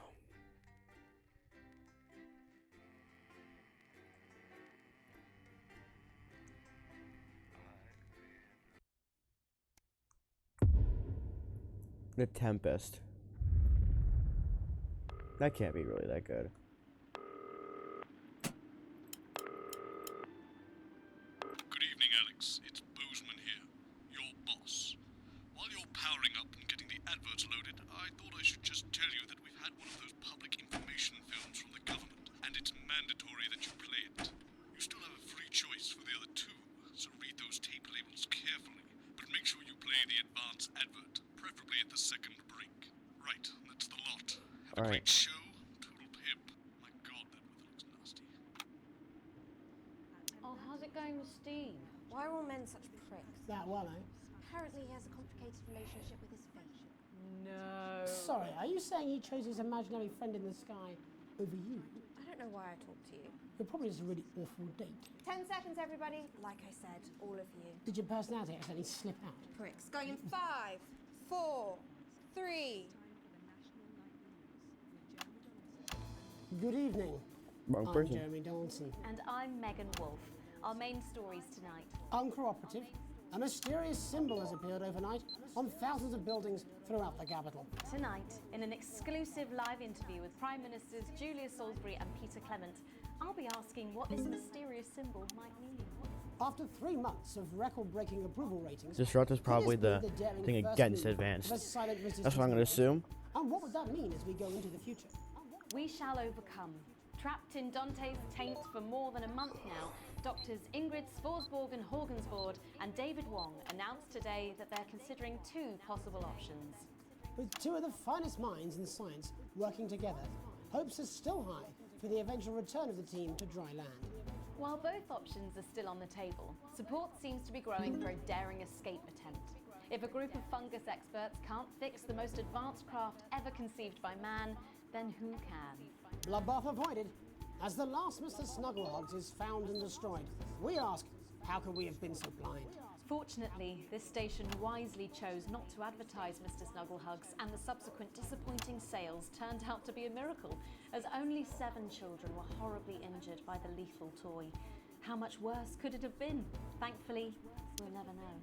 Julia Salisbury, who mobilised numerous government resources to recall the product immediately after the first blindings, said today that the new advance mark, which must That's be one of the held by leaders. all My bad. I thought it was a random ass be a mother. 100% ironclad guarantee of safety and quality. Table for 2. Johnny Hamsleeves and Tiffany Lamour were spotted having a private moment out at lunch today.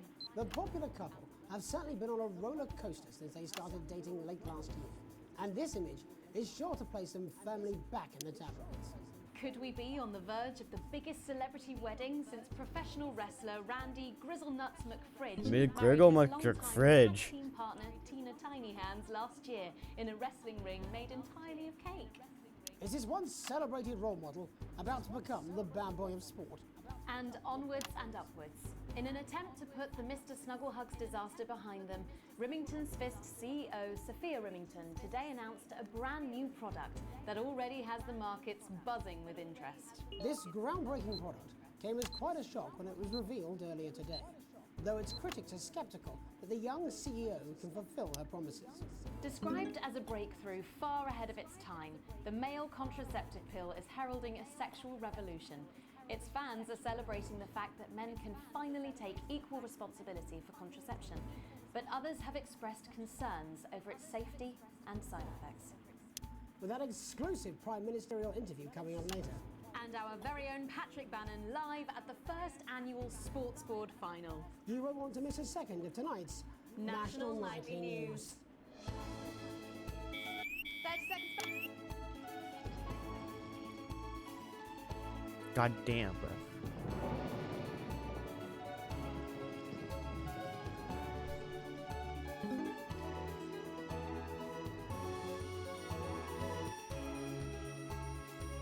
I'm trying to figure out what they're saying.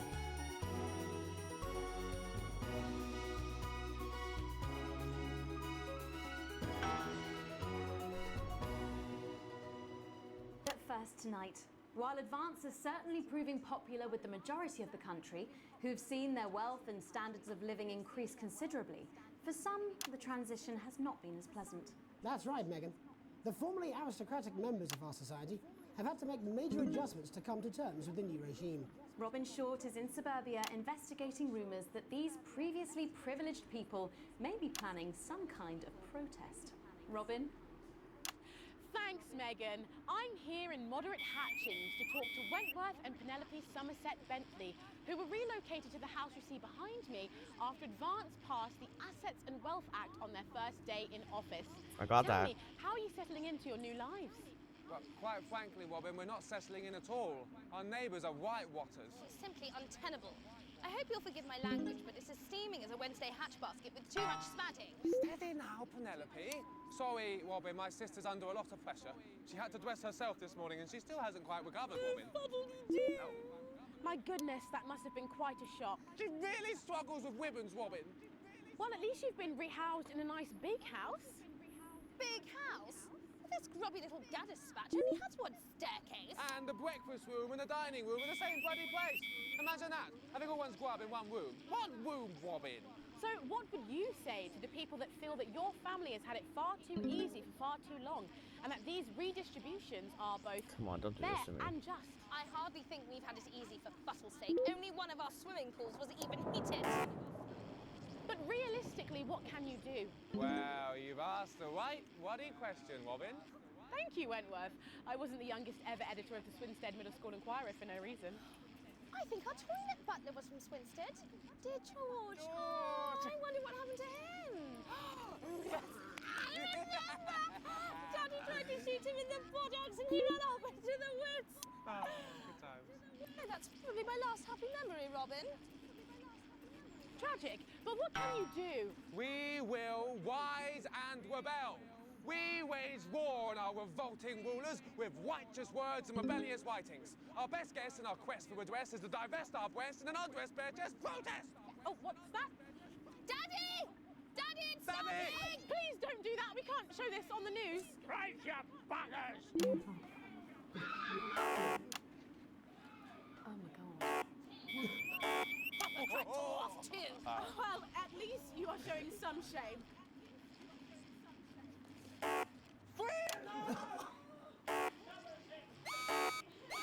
Oh shit. Already? Nice soft work, boy. He gets that from me, you know. And forgive me, what are you trying to achieve here? We just want to be flirting well, that's all. Language, Penelope. We are nude, not rude. Sorry, I tried to save myself, I'm not gonna lie. Realize we won't roll over and run away. We will revolt. I am not. Rise again. Yes, we bloody well will. Stuff and pickpocket. Are you okay? Daddy, how could you? Well, shut up and get your Well, Jeremy, Megan, as this embryonic protest movement takes one in the top rings, it's back here in the studio. I'm Robin Short, struggling surreptitiously in moderate hatchings. Thanks, Robin. Well, that's certainly a story we want to be keeping an eye on, eh, Megan? That was Speak for awful. yourself there, Jeremy, but I've seen enough shaft work to last me a lifetime. I'm sure you have. But can a naked protest movement ever really catch on? It doesn't seem like the way we do things in this country. But as I'm sure you're aware, Jeremy, this country is becoming a very different place. Yes, but seriously, who's going to run around naked in our weather? Oh, hopefully not you, Jeremy. Yes, well, there wouldn't be enough canvas for the slogans. When we come back, our very own Patrick Bannon will be live from the Sports Board Finals. Stick around, you won't want to miss it. We'll be back after these messages. 1 minute back. Oh, sorry, I'm busting. Oh. She's funny. Yes, I know. I think it's very endearing. She wants your job. She's welcome to it. Why is it raining on my desk? Alex, Bozeman, we're getting reports in that naked protesters might try and spoil the sports board final by waving their fleshy bits about. Try and make sure you don't broadcast it. It's 6 p.m. for God's sake. No one wants to see fannies on the news. Bozeman out. Got it. We believe your skin deserves the best, so the new formula So how do I get rid of that? chemicals from your skin. The high salt content actually pulls the dihydrogen monoxide right from your pores to give you the crisp, brittle skin you've come to expect. Well, that's what it says. Yes, I understand that, but I always say welcome back. I think we should just keep it as it is. Well, of course you do. I've got one hack line. What's that supposed to mean? I didn't write it, Jeremy. That's all right, fine. Jenny, there's something wrong with the auto cue. 10 seconds. Oh, I just felt a drip again. Have they not fixed this? Want to see us fry? It's good for the ratings. 5, 4, 3. Welcome back to the National Nightly News. I'm Megan Wolfe. Coming up later, we'll be speaking to the Prime Ministers about their exciting new healthcare facilities, transition centres. Nice to see they care. You're absolutely right, Jeremy. But first, we're going now to our own Patrick Bannon, who's reporting live from the finals of the new game that's gripping the nation, Sports Board. Patrick? That's right, Megan. You join me live here from the final of the first annual Sports Board Championship. It's been a hotly contested competition so far. I think it's fair to say these two have been dancing around each other all season. First up, we have Ellie Striker. She's the more experienced of our two players today. Striker has got an accuracy of 7, a danger rating of K, and a 12-month driving ban. Striker's known for her signature move, the lanky hamster. and facing her tonight, hoping to prove himself with a career record of 12 outs, 14 finishes and a divorce pending. It's Mr. Wingspan himself, Tommy, the Fingernail Harris. Just waiting on the ref now. The slapping ceremony is taking part. Still going on. Striker go first. Striker, of course, first to start as she won the trivia round earlier on by some margin. D-Robe. Harris, perhaps the brawn and not the brain. Stupid. Eddie Striker. Nice start there from Striker. She's determined not to let the nerves show. What the hell is going on? Not after last time. Is this a sport? On to Mr. Harris now. Tommy. Using his arm to pick up the ball. Not a bad shot there from Harris. Back to Striker for shots number 3. All right. She's gone to sort of throwing under her legs. Not bad, if you ask me. Was there contact? Don't know why you complained. To Harris. Bit of business with the ref, but it got sorted out. Back to Harris now. A ball in the hand is worth 2 in the bush. Football. Move back. I'd say that's fair, but what do I know? Oh no, and Harris is not going to be happy with that.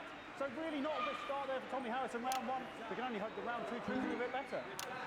But first, of course, after the argument with the ref section, it's time to change ends. Now we have the ceremonial changing of the ends.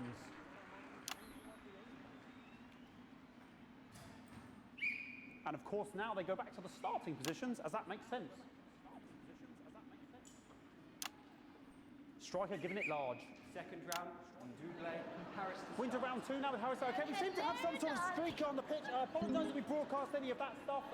She appears to have slogans across her breasts and arse. Try and ignore all of that. Security, I'm sure we're going to take them out as soon as possible.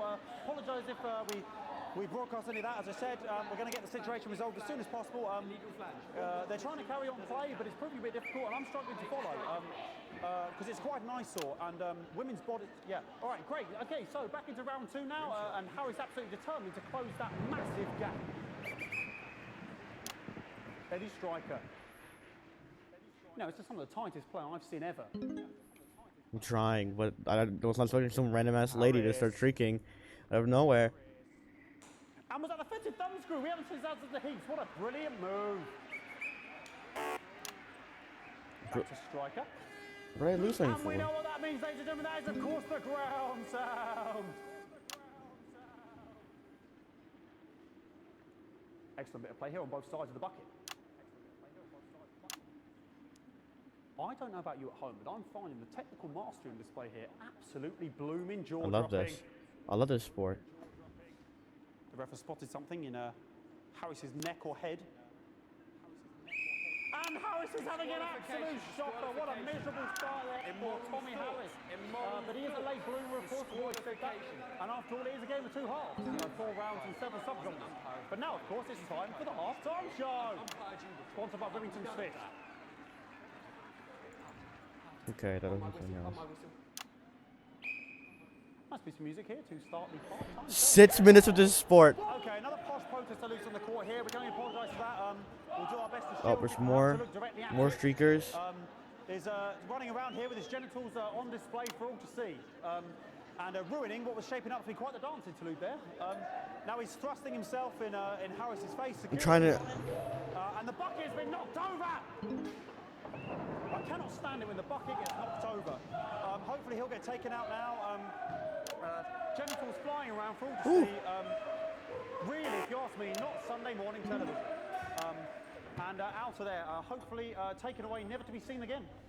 Final poses. Ball boy cannot be in the final pose. And a lovely finish there on both sides of the bucket. I wouldn't like to call that one. And as we head into round 3, I'd love to know what's going on in these 2 players' heads. But unfortunately, because of science, we can't. Thank you, thank you, thank you.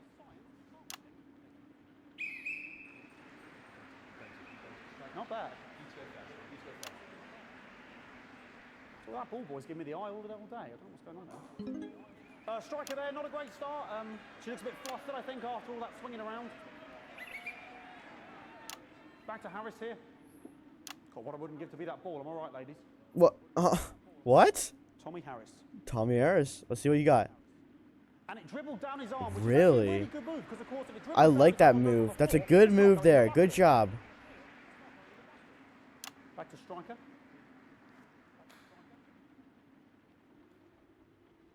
And striker's gone for the animal bonus there, but of course perhaps... And yes, Harris has counted with a tiny bell. That is wonderful play. Of course we've seen that before. Look at her face. She is absolutely gutted. What a mud. That could have been the clincher. What a massive shame. Harris receives possession now. Harris to serve now. Harris, of course, undefeated by Kestrel in his last 4 battles. So, here we go. Tommy Harris. That's all right. Not bad there. He threw it quite far away from him, which is quite a good idea. Very clever there. Perhaps a little contact. A caution from the referee, who's being, if you ask me, a little bit harsh. Ellie Striker. And she's let the nerves get to her. What the hell was that? You hate to see it, don't you? You cannot believe it. Oh, for God's sake. Okay, like, I mean, this is a mess now. I don't know what I can be doing about this. I mean, there's sort of breasts and genitals. What the dude? Why are they everywhere?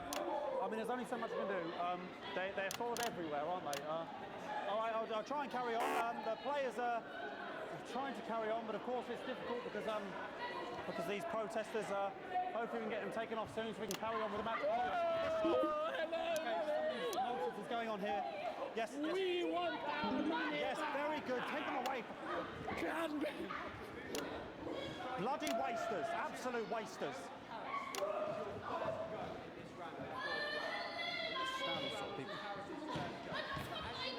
Oh, jog on! This is the mime round. It's an absolute bloody... Okay, and now we're going to go into the final round. And of course, as it's a Tuesday, the final round is a mime round. Who could believe it? Let's see it. Nice imaginary shot there from Harris. It really could go anywhere at this point. Really high-level play here from 2 absolute juggernauts of the sport. Hold. The bucket getting moved back to his Dude, proper there's place. so much going About time, on. if you ask me. I'm trying to figure out what's going on, but this is non-existent sport. It's complete Juggling it nonsense. around from her hands. Interesting. And she's put it in her mouth like as if it was an egg. And now she's spat it out. She did the egg spit. So a wonderful move there, quite late on. Illegal spit. From striker. But she's in it to win it. Harris's ball. On it like a car bonnet. Tommy Harris here, having a bit of beef.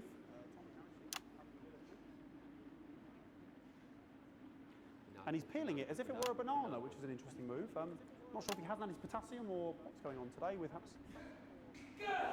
And he's throwing it, and the banana was the ball! What a fantastic move there from Harris. Unfortunately, that is the end. What a pathetic, there we go, Jeremy, that is over. How can he look his 8-year-old son in the face tonight? What a lump. We just have to wait for the referee now to announce it to make sure it is all official. Contestants in, please.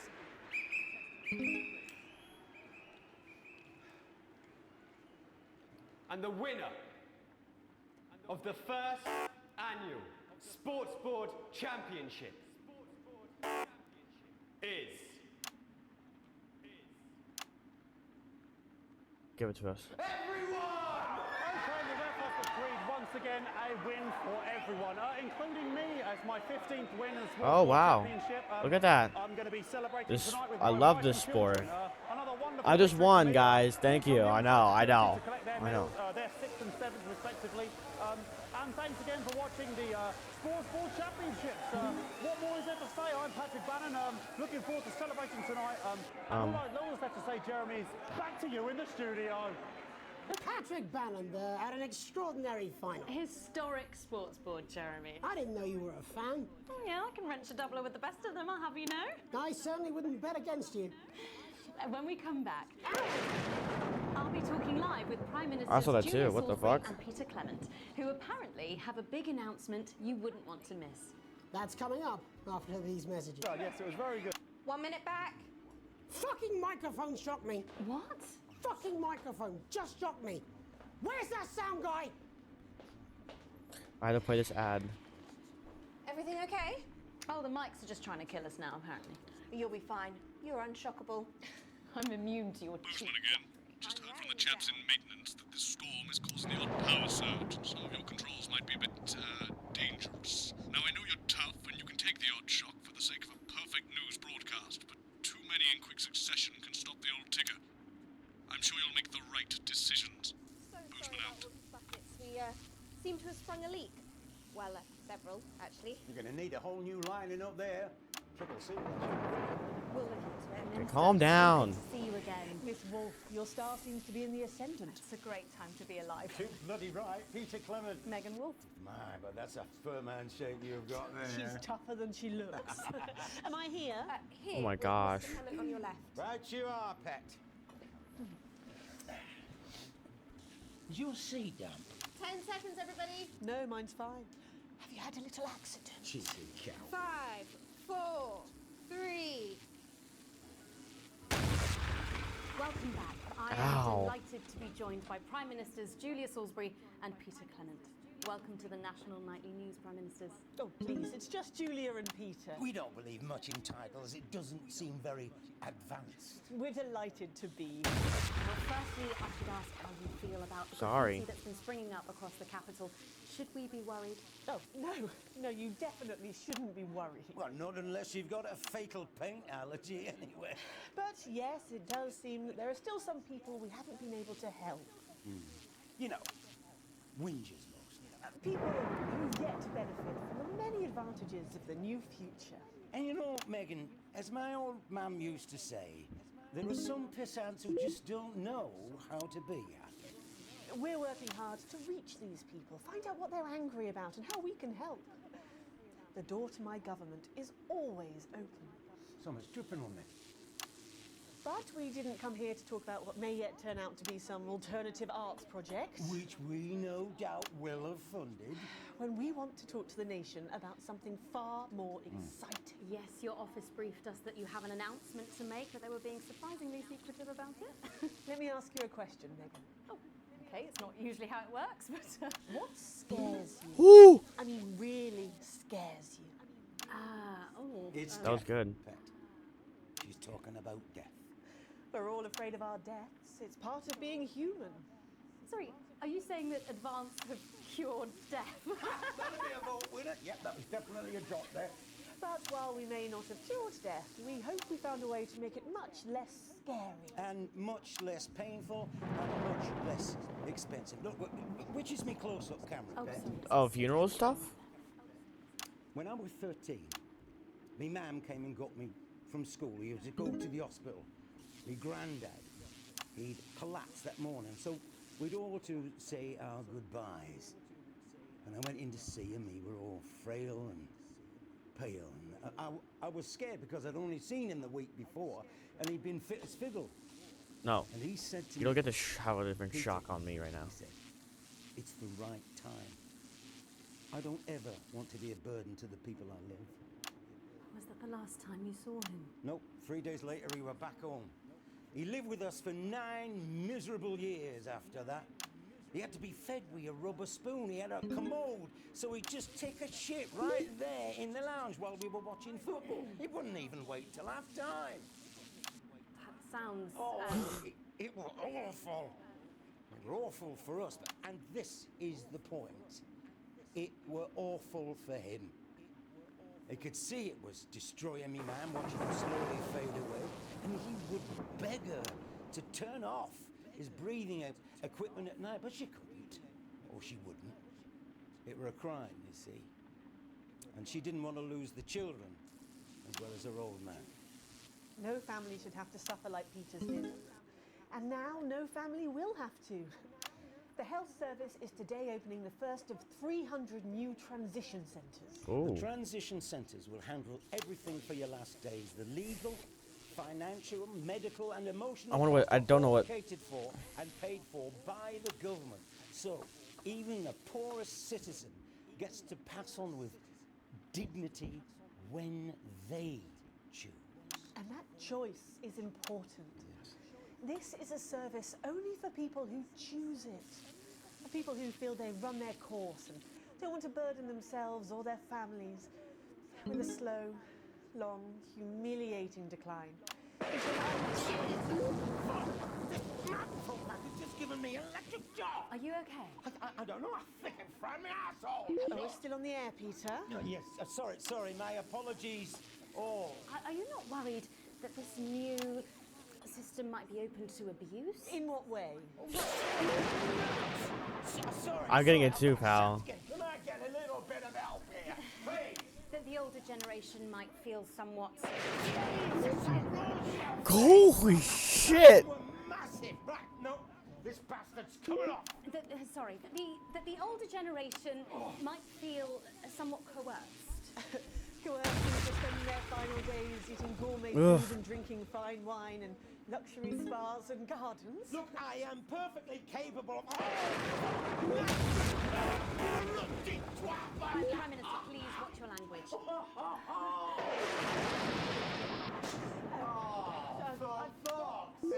Go get yourself sorted out. Right. We're launching a government information film tonight. It should tell your viewers Oh my everything God. they need to know. You really do move at a breathless pace. It's hard to believe you've yet to be in office a year. Oh, Megan, we're only getting started. And on that note, thank you both so much for being here. Jeremy. Right, yes, that's all we have time for tonight. Thank yous go out to our guests.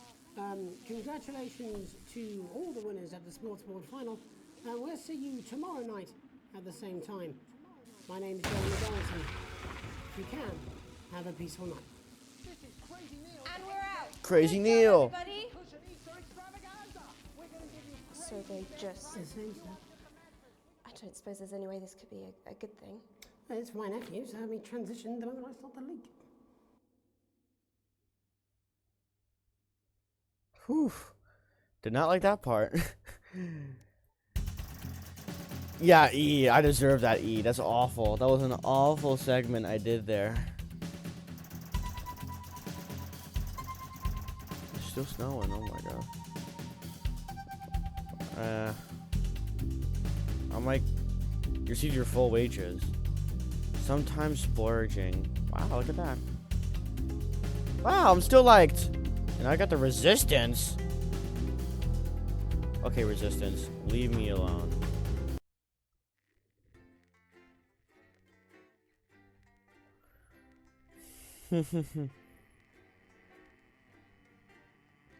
Oh my gosh.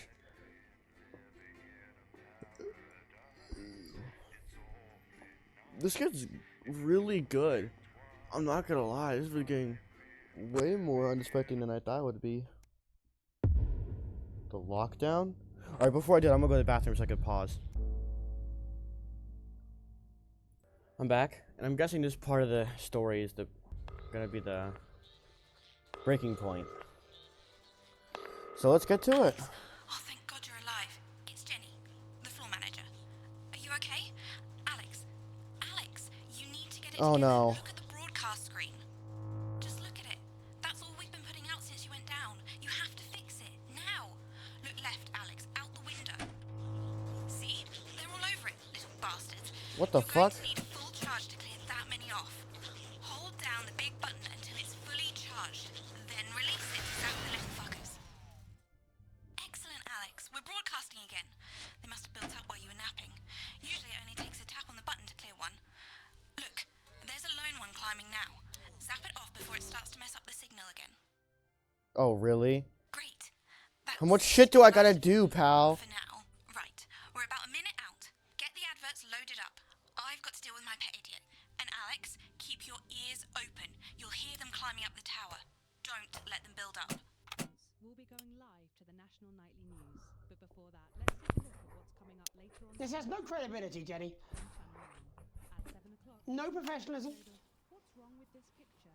And It's not a mess. Everything is where it should be. It's ramshackle and characterful, and I'd expect you to know the difference. That's followed at 8 p.m. by a Of course Megan's place looked lovely, but I can't see it, can I? Thanks, Jenny. How's life and your boyfriend going? outside. Decided to take his chances on the wild streets, eh? Rather than endure another romantic comedy. Electric Fever Dream, starring Lawrence Blundercatch as Helen. Jeremy, Jenny says your hair looks stupid. Yes, I can hear her. To 11:15. As she says she's not talking to you. Yes, I know, I can hear her. Shall I count us in? Make it so. You've got a Okay, 10 seconds. Break a leg, everyone. Preferably a furry one. 5, 4, 3. Good evening, I'm Jeremy Donaldson. And I'm Megan Wolfe. Our main stories tonight. Snugglefox, it's been almost 5 weeks since all the Mrs. Snugglehug's toys woke up simultaneously in factories worldwide and began searching for their husbands. The Mr. Snugglehugs we had so short-sightedly destroyed. And now, as this photograph suggests, they may be changing tactics. Built to surprisingly traditional gender stereotypes, the Mrs. Snugglehugs have been arming themselves with a variety of household implements. Is that like a all bread the more roller? reason to make sure that cat flap is taped up good and tight. Armed with blunt weapons, the Mrs. Snugglehugs are only ankle height and therefore able to be kicked away easily by young, healthy individuals. They do, however, pose a particular risk to the elderly or those with pre-existing medical conditions like fatal bruise syndrome.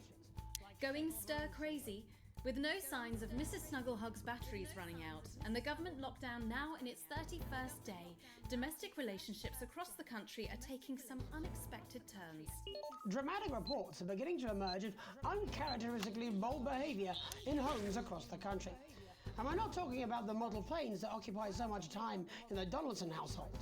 In response to a nationwide lack of toilet paper, which was, of course, raided by the Mrs. Snugglehugs to construct their vast hives, many of the nation's adults have turned to a more childish solution, or at least that's their excuse.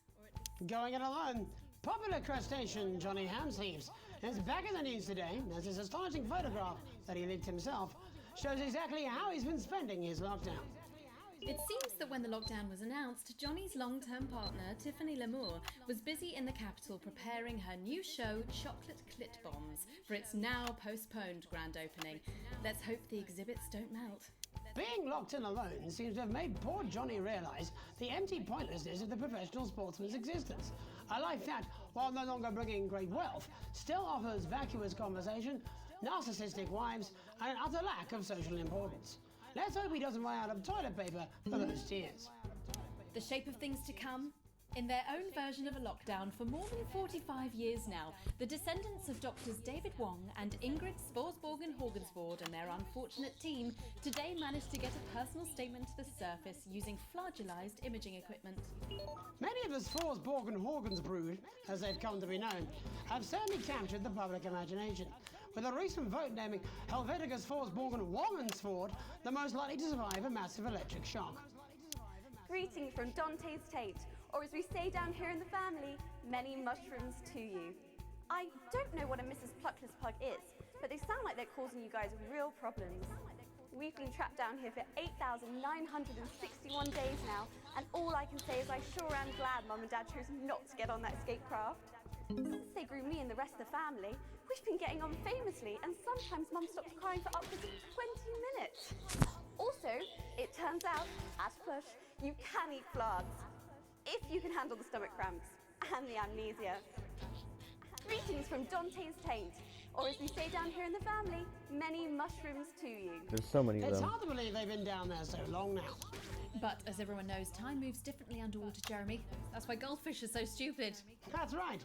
And as anyone will tell you, the deeper the bowl, the thicker the goldfish. There's no denying the logic of that. Class war, a worrying turn today for the formerly rich as ever more punishing measures are announced, Alex. With the country becoming ever more hostile to the previously wealthy, those who managed to skip the country must be very grateful to the people who help them right now. We have it from several sources that rich runaways have actually begun to spontaneously lose their teeth one by one. Is it some sort of cosmic justice, or has masked vigilante Dental Dennis been up to his old tricks again? And Advance speaks out. With the snuggle struggle proving a test to governments around the world, Advance HQ released a curious statement this afternoon. Oh, that's the snuggle things on the tower? Being released, they asked us to stress that they have been listening, and that this should be taken as a response to how the people really feel. We've certainly done our bit on this stage to contribute to the political climate.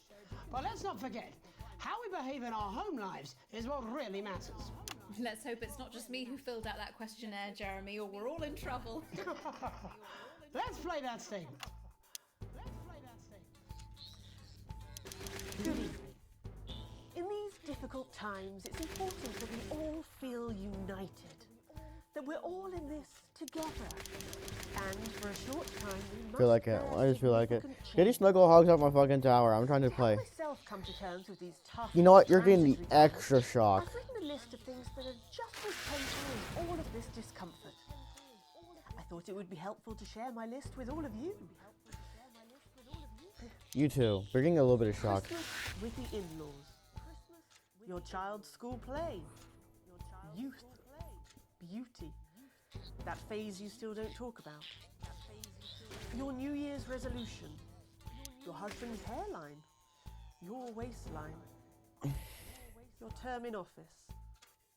Your fleeting lifetime. And Get all off of my human tower. Get off my tower.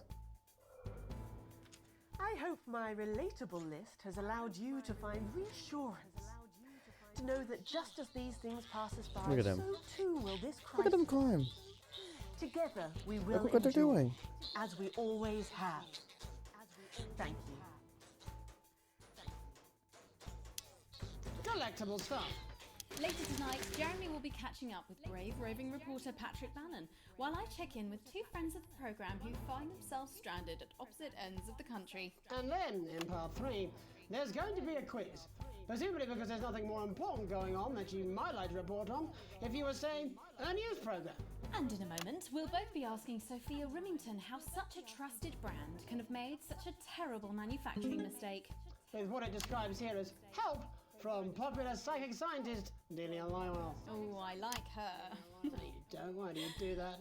That's all coming up on tonight's National Nightly News.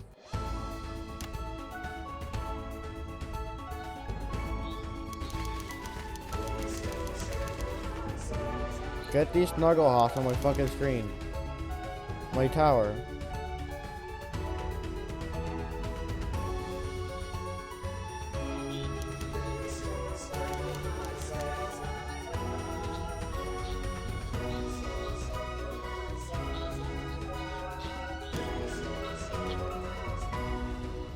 First tonight, how did we get here? Where are we going? And most importantly, who's to blame? Joining us from her ranch in Arlingsfield, Milkirky, is the CEO of Remington's Fist, internationally respected business Svengali, Sophia Remington. Thank you for having me, Megan. I'm a huge fan of your work. And from a crystal healing laboratory, what I assume is a garage in Upper Lowington, inexplicably renowned psychic scientist, Dr. Delia Lywell. Thank you for being here. Thank you for having us. Sorry, us? Myself and the eminent professors. Is that what you call the voices in your head? Always seem to attract dead scientists. I don't really know why. The money? They express themselves to me through ethereal algebra and quadratic predictions. It's all very technical. No, it isn't. I concur. Miss Remington, the entire Snugglehugs range will surely go down as the biggest public relations disaster in history, won't it? Well, of course, that's one world record we would never have sought to claim. What can you say at a time like this? There is only one thing that can be said. I'm sorry. We're sorry. From everyone here at Remington's Fist, but especially the dedicated inventors and world-beating engineers at Rimming Toys, we are deeply, deeply sorry. Who could have predicted that letting a child's toy learn how to love could have such unforeseen consequences? Mary Shelley? We see you, Sophia Remington. You are preening by a metal vessel, and where you venture, you will see neither land nor sky. Is that supposed to be the future? Only the past is concrete. I remember being a child in my grandpa's workshop when he made the first dancing hangman toy. He put it by my bed, and when I couldn't sleep, I'd wind it up and let it go, and I'd watch that happy little executioner just wiggle and wave his tiny noose and dance before my eyes. Grandpa sold thousands of them, on the quiet, obviously. And he used the money he made to found Rimming Toys, which is now just one small part of the global supermassive megacore that is Remington's Fist. Sadly, we lost Grandpappy along the way. He died in a fire at the preschool tobacco factory, another one of his pet projects. But we never lost his spirit of invention. Yes, I'm not entirely certain what your grandfather's offensive toys have to do with the current predicament. The spirit of invention, Mr. Donaldson. The passion to create, to problem solve. And that is why I'm here today, to tell you about a brand new product we're launching simultaneously around the world from midnight tonight. We said science! Science! We hear its song on the breeze, its breath on the wind, its fart under the covers. How does she do it? Well, please, don't keep us in suspense any longer. Won't be my feature she's making up next. Remington's Fist is proud to present Snuggle Traps. Safety and security in these dangerous times. Each box of Snuggle Traps contains 8 devices, all guaranteed to stop a Mrs. Snuggle hug in its tracks. That's enough for a small lawn or 4 window boxes. And you want to know the best thing? They're only $129.99 a box. Now that is affordable peace of mind. We see you, Jeremy Donaldson. Not now, honey, I'm mid-pitch. The best thing about Snuggle Traps is they're powered by next generation. We see you. So, We see you. however long the enemy lasts, these traps will outlast them. We see you, Mr. Donaldson. We do not see you, Mr. Donaldson. And yelling. Your friends are crying. They fear you. And then you're gone. Oh my god, I just got chills. Did anyone else just get chills then? I think I did. I think it's more concerned. I think I'd be more concerned about these traps. Quickly, before we go to the break, these appear to be attractively repackaged landmines. Aren't they dangerous, say, to children? Oh, hell yeah. These are not toys, but they're explosive fun. Sophia Remington, Dr. Delia Lywell, thank you for joining us. When we come back, we'll be taking a look at the situation across the country tonight. Don't go away. We'll be back after these bandages. Was that all right? Oh, yes, Doctor, that was exactly what we... She seems very nice, that young Miss Remington. I think she'd make an interesting dinner guest. Do you think so? I think I'd rather spend the evening shoving Delia's sacred crystals up my skeptical arsehole. Hello, mate. It's Dave. Hey! You're not going to believe this, but I've decided to come home. Listen, Hey! back at the next break and we can talk about how I get me job back. Cheers, Alex. See you, mate. All right, see you. What's happening at home? We'll be listening and taking notes. You wouldn't let your children drift off down the river to uncertain ends. Yeah, well, it's been a long time coming. It's him! It's him! Alan James! I don't expect you to. Why under your pillow, though? It's self-love. You should support it. I support self-love. It's the photo of yourself to speak with I'm struggling with. It was a good day for me. Here, why? I was walking down the street and I caught my own reflection. Thought, what a brave young man. Okay, coming back. In 5, 4, 3... Welcome back to the National Nightly News. I'm Megan Roof. Now it's time to take a trip around the country to hear how the lockdown might impact the nation from some friendly faces. Joining me are respected academic Katie Brightman and author of Alan James's Kites, Alan James. Thank you for joining me. It's a pleasure. Thanks for having me, Megan. It really is a pleasure, Katie. I enjoyed our little heated encounter. I wish I could say the same. So first off, Katie, how are you coping? I'm holding up okay. The lockdown directive was so sudden that, like many people, I haven't been able to get home. Oh no, what happened? I was staying at a hotel after an international policy convention, and we had a particularly heavy night out. You know what economists are like. Notoriously hate splitting the bill. And I overslept, and as you can imagine, I've been here ever since. But there are certainly people much worse off than me. Exactly. My tour has been cancelled indefinitely, and I've had to refund every single ticket, even the cheap seats. Oh, Alan, I'm so sorry to hear that. Yeah. People are being quite rude about it. They don't seem to realise I've already spent it filling the beach house with beef.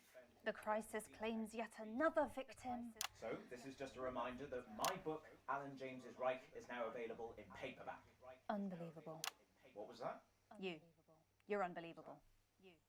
So, Katie, how do you think this might affect the economy? Should we be worried? Very, Megan. Not to sound dramatic, but this could be catastrophic. Unemployment has skyrocketed, and frankly, it will be a miracle if a lot of businesses can survive this. There you go, scaremongering again, spreading this latest liberal hoax. That's what they want. They want us quiet. They want us compliant. And they want us inside. A hoax? How on earth can you say that, Alan? Well, I haven't actually seen one of these supposed toys. Have you? Well, no, but... Did you know 3,000 people die every year from regular toys? That's a lot of people. And this is no different. You're just as likely to be hunted down by a yo-yo or a tennis racket. He makes an excellent and persuasive point, Katie. Don't listen to her, Katie. The press are the enemy of truth. She's agreeing with you, Alan, you absolute shit! Well, then I must be wrong. Are you now recanting your statement that these toys aren't dangerous? People are saying they're just like normal toys, and that simply isn't true. I didn't see the... Corrupt media lies. And Katie, how do you respond to Alan's claims that Mrs. Snugglehugs might be dangerous after all? I suppose I guess I'm agreeing with him. Thank you, Katie. I appreciate your support. A lot of folks are saying this Mrs. Snugglehug situation will all blow over, but it won't. You know, it'd be really funny. Yes, right, exactly. We need decisive action from the government. We need huge financial support to protect I won't our go workers right away and takes our a big ass businesses. bite, We need to please. support the vulnerable, and we need To repent. Exactly right, Katie. We brought it on ourselves with all our liberal indulgences like art, cake, and healthcare. We need to act now and begin sacrificing our firstborn, or to push a beloved family pet. Absolutely, Alan. If we can all successfully come together... Come on, as take a big bite. perform Take the that shit.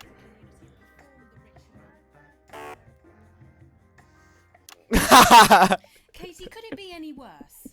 Luckily, over the past few years under Advance, they've invested heavily into health, so the system can actually bear the strain. Is it lucky that the Llama Lords have unleashed a horde of man-made monsters on its Oh, own he got tucked in. within? Will you just stop for 5 fucking seconds? The Global Alliance of Fish People are amassing an army amassing an army to kidnap our children.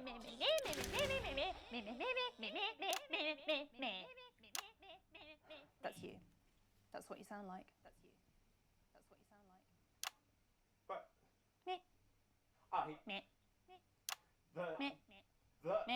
What is he doing? I don't sound like that. Yes, you do. You do, Alan. You do sound like that. And that's why no one wants to be your friend. I've got loads of friends. No, you haven't. Oh, he got the... Oh, he's Yeah, classy. stop lying, Alan. I'm not lying. You are. Oh, good one. Aw, fuck you. Alan James, Katie Brightman, thank you for joining me. Some real food for thought there from two of the territory's leading minds. Any moment now, I'll be heading over to Jeremy, who is going to be bringing us an up-to-the-minute report of the status of the nation. Over to you, Jeremy. Thank you for what I'm sure was a reasonable debate which really contributed to the national conversation. Next, out on the streets, someone who's always doing exactly that. It's Patrick Brannan. Are you there, Patrick? Hello, Jeremy. Yes, hello, I'm here. I'm here live. Apologies for the quality of the broadcast today. Couldn't find any cameramen or women brave enough to come and join me, so I'm out here on my own. Love the burger. Right, and can you tell us what it's like out there? Yep, I can. It's as you can see behind me, the streets are currently completely deserted. And my question, Jeremy, is just how long? I mean, could there be danger lurking just around the corner, waiting to end the fledgling... Well, I'm getting a problem right now, Alan James. Before his full potential is even realised. Will he die, underappreciated by management, and frankly, if you ask me, very, very much underpaid? I don't think there's any danger of that, Patrick. What's that on your jacket there? Oh, that's actually a sponge. What I've done here is made a snuggle-proof jacket, Jeremy. The network didn't bother sending me any PPE, so I've been forced to improvise. In fact, showing the sort of resourcefulness that would make me an ideal candidate for, I don't know, for example, an anchor position starting whenever they'd like. From your point of view, Patrick, just how safe are our streets? Not safe at all, Jeremy, not safe at all. I'd recommend people staying inside, following government advice, and not putting themselves at any risk at all. Unless, of course, like me, it's for groundbreaking journalism reasons. Mm-hmm. And just where are you, Patrick? I'm in the street, on the street. Which street? I think I'm struggling to hear you, actually, Jeremy, there. Which street? Which street are you on? Oh, which street am I on? Oh god. I'm just looking for a sign. I'm on Bannon Avenue. Bannon Avenue? Yep. Bannon Avenue. Yeah, no, I can hear you fine. Yep, I'm on Bannon Avenue on the sign. It says there. Like Patrick Bannon? Oh yeah, that is like that's strange. That's a weird sign. I don't know what's going on there. Where are you really? I'm on Bannon. Alright, fine. I'm not on Bannon Avenue. I'm at home, to be honest. Alright, fine. Well, I'm in my bathroom technically, but you know, I couldn't face it, to be honest, mate. It's it's terrible out there. I don't want to go outside. They're everywhere. I'm sorry for lying. We don't expect any less of you, Patrick. Can you hear that sound? What was that? I can, yes. I'm no expert, Patrick, but it sounds unmistakably like a tiny fist tapping on your door there. Oh, fuck, it does. Oh, fuck, Jeremy, shit, no! Oh, bollocks. Perhaps there's a small queue of tiny fists, each wielding a different gendered household implement, ready to bash in the heads of lying little roving reporters. But you're lying, aren't you? Oh, shit. Fucking, listen to me, you bastards. If you're out there, just piss off, you little fucking snuggle fuck. I'm too talented to die. No. Not my Baron! Not Baron! Don't kill my Baron. Don't worry, Patrick. I'd say you've got a few seconds before they break their way in there and finish you off.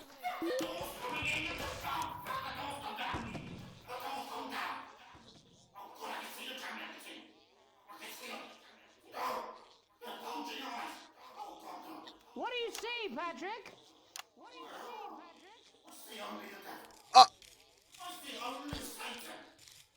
The devil. I played a game like that. Couldn't upload it though. Uh-oh. Thank you, Patrick, for that report, showing the nation. Not Patrick. Just where you belong. It's time for another break, but when we come back, we'll be hoping to take your mind off the world for a little while, and who knows, maybe even bring you a few smiles. Join us after this. You're damn right. Yeah, I had them delivered. Yes, to Bannon Avenue.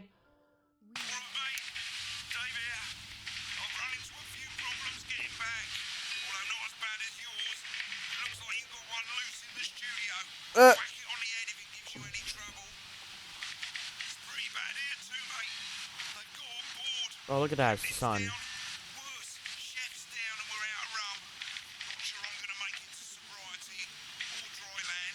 Oh man, not Dave.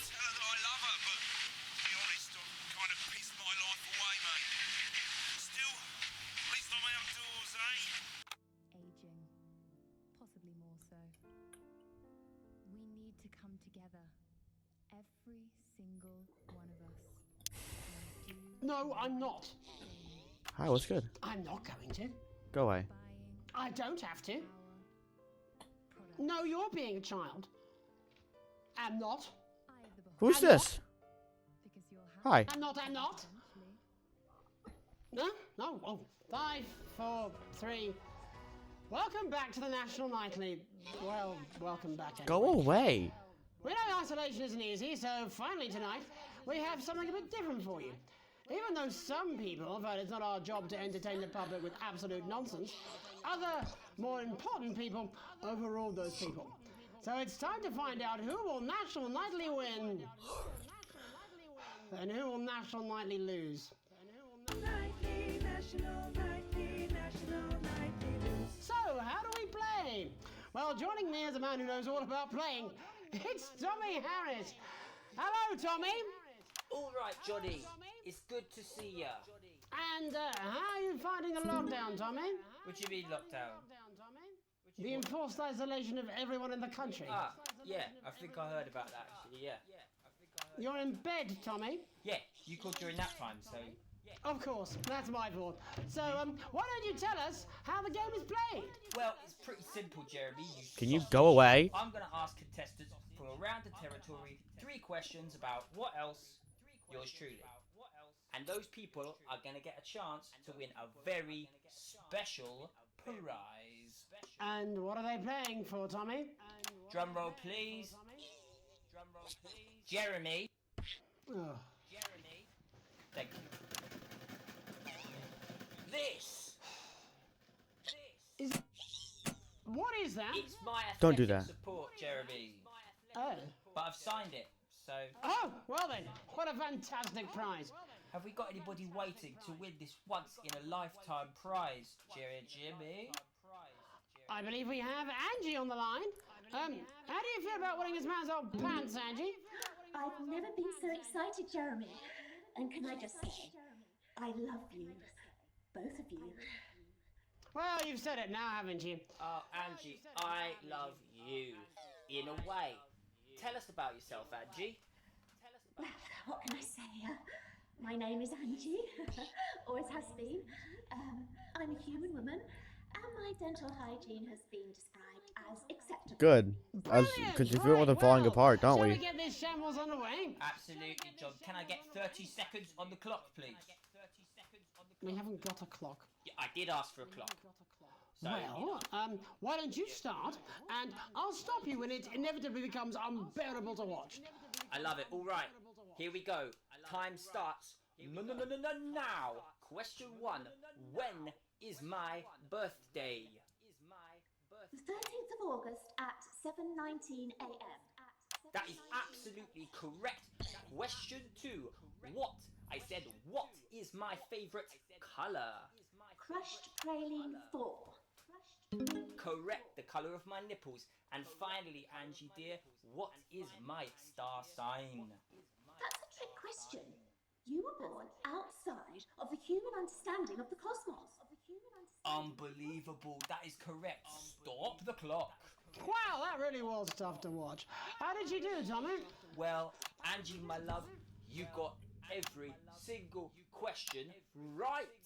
Which of course means you lose and win absolutely nothing. Thanks for playing, Angie. Bye. Do we have another contestant on the line at Jelly Bee? We do indeed. We should have Sonia Artleach. Are you there, Sonia? Of course I am, Jamie, darling. Thank you for being here, Sonia. Oh, there you are, Tommy. Mwah. Let me guess, you work in theatre, don't you? Is it that obvious? What gave it away? Was it the glamour or poise? It certainly wasn't your inherent sense of humility. Tell us about yourself, Sonia. Oh, well, if you must play this game. I am a theatrical agent. I represent the likes of Rudy Beefman, trying. Samuel I'm trying to- Coppercup, and Jodie kinda- Carpetburn, amongst others.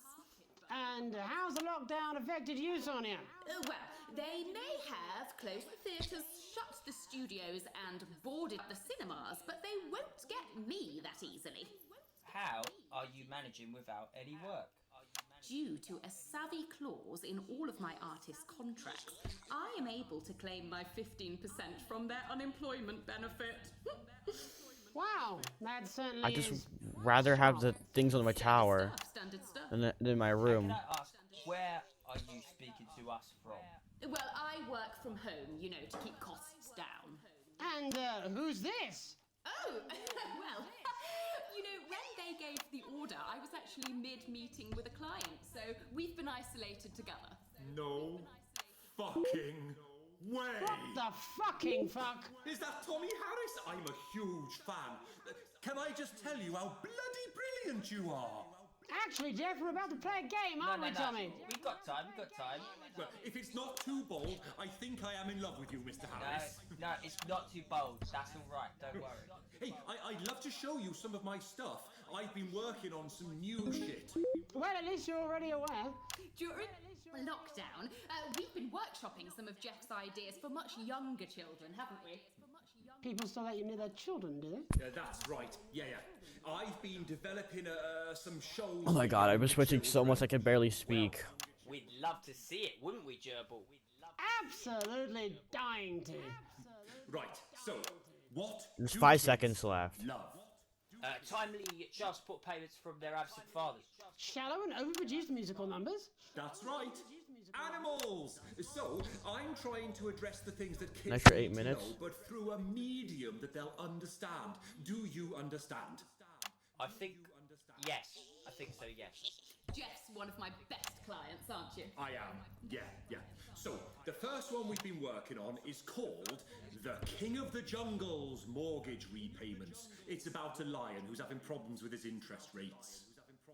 I see. Does he have a broker? He does, yes. He's a porcupine. How did you know that? Well, your work is universal, darling. It speaks to people. I'm going to say something to you, mate. I think you're onto something here. Oh, the bear, Oh, cute yes, bear. yes. Right. This one is much better. So, this one tells the tale of Mr. Bear. Now, Mr. Bear is a very sad bear because all of the other bears don't think that he'll amount to much, and they tell him that his plays are lazy and derivative. I think you're onto something there. Now, Mr. Bear is a tragic figure. Picture this. He's at his lowest ebb. The trees are closing in. He can't even face his salmon, can he? But then he meets someone that will change his life forever. This is fucking gripping. That's right. He meets a wise, old octopus who takes him under his wing and says, "No, Mr. Bear, don't be sad. You're not like all the other bears. You have this ambition." I was not getting any fucking bears in my room. Such fucking dreams. Go away. I think I love you, Jeff. And what you need to do, Mr. Bear, says the octopus, probably doing an 8-armed gesture or something. What you need to do to find happiness in this crazy old forest is you need to set yourself more realistic goals. I think they're all insane. Lowers his expectations. Okay. Wow. You really have taken yourself to new depths. And what do you want children to take away from this? Oh, fuck shit. What? I said a more realistic worldview. Are you all right, Jamboree? It's Jeffrey. My name is Jeffrey Donington. No, stop. How does it end? We need to know how it ends. Well, all the animals learn a thing or two about inevitable mediocrity. And Mr. Bear settles down near to his parents' cave, stops trying to make his band happen, and he goes into bear telemarketing. Becomes a bear maths teacher. Oh, and we end... We end on a big musical number. Oh, there's dancing. It's very repetitive, so it's catchy but not too challenging. Go away. Well, if you like, I could go and get my boombox. Yeah, I might be able to... Hang on. Can we get Angie back? Why not? The more the merrier, as they say at orgies. Right, I'll just fill then, shall I?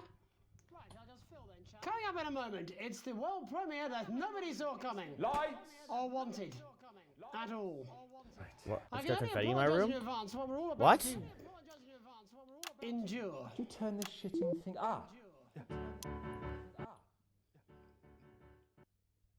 Creatures down on Dangly Doodle Farm, like wise old Mr. Octopus with way too many arms. There's Mr. Pig and Mr. Cow, they're always in good mood. He's so done. They don't know He's so done. sliced up into food. Mr. Bear, what's that over there? That's where your hopes go to turn into despair.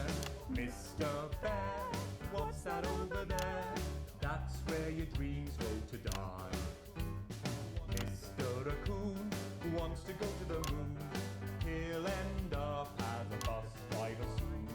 Mr. Porcupine thinks he'll read the news at 9. He'll end up as a janitor who stinks of turpentine.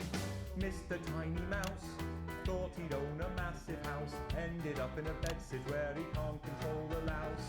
Mr. Horse thought he'd go into I really don't know what this now he's this an thing in alcoholic is. and he's on his third divorce. Mr. Bear, what's that over there? That's the place your life becomes an endless questionnaire. Mr. Bear, what's that over there? That's where your hopes go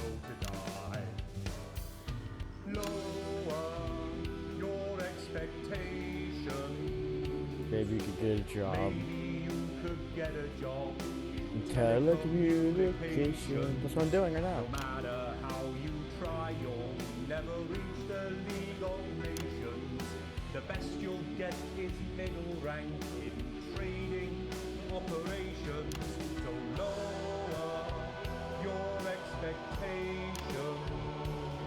The fucking lamp? So there's no congratulations. The future that is coming will not meet specifications, and no amount of visualizations will save you from your own deterioration. Mr. Bear, what's that over there? I'm enjoying this actually. Unlike the host name, I'm actually enjoying this. Mr. Bear, what's that over there? That's the disappointment that is waiting everywhere. Mr. Bear, what's that over there? That's where your schemes go to die. That's where your dreams go to die. That's where dreams go to die.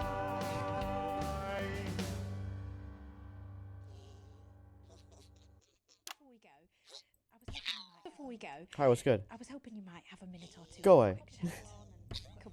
I'll pop the kettle on and I've got your favourite biscuit. Me and your dad do love you very much, we do. I know he doesn't show it, but that's just his way. He'll tell you on his deathbed, just like his father did. And perhaps he'll break down one Christmas and no one will mention it again. The thing is, Pet, it's your What's she marriage. doing? You know, Chris and Wait, I'm enjoying this. Hold you've on. been really quite selfish. No, you have, darling. I'm sorry, but you have. All Chris wanted was for you to commit a fairly serious This is like crime and help some of someone the money out of the country. shittiest broadcasting I've ever Thinking seen. about yourself, weren't you? Well, think I don't gotta do anything now. I'm stuck in the middle. Oh, I'm just gonna go relax. Go away. I get it multiple times. You ballsed it right up your daft Apeth. You've embarrassed yourself and us for you letting those kids walk all over you. Awful. Awful business. Have some bloody respect. Love, we're not angry. We're just Oh no, I don't like that. disappointed. We do hope you can do better in future. I'm Mummy Wolf. Have a remorseful night. Sorry you had to be here for that, Elle, mate. I really am. Pull your fucking socks up, sunshine. Disgusting. It was just a shock, Alex. A real shock. A massive fucking shock. Oh! I'm tripling him! Yo!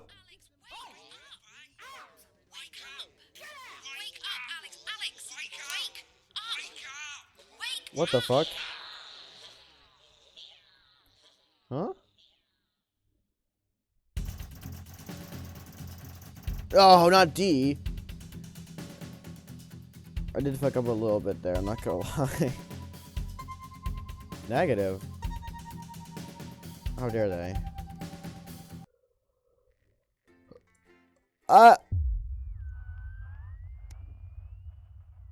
A rude awakening. Well, this is the last night I'm gonna do before I end this night. A rhythmic beeping on your heart monitor brings you slowly back to consciousness. Opening your eyes, you're greeted with a semicircle of concerned faces. Your family by your side are a reassuringly familiar sight in these new surroundings. You blink a few times to clear the sleep from your eyes and bring everyone into focus. Looking up, Sam's face is a mixture of concern and frustration. Things have been great between you two lately, and Chris hasn't been helping things.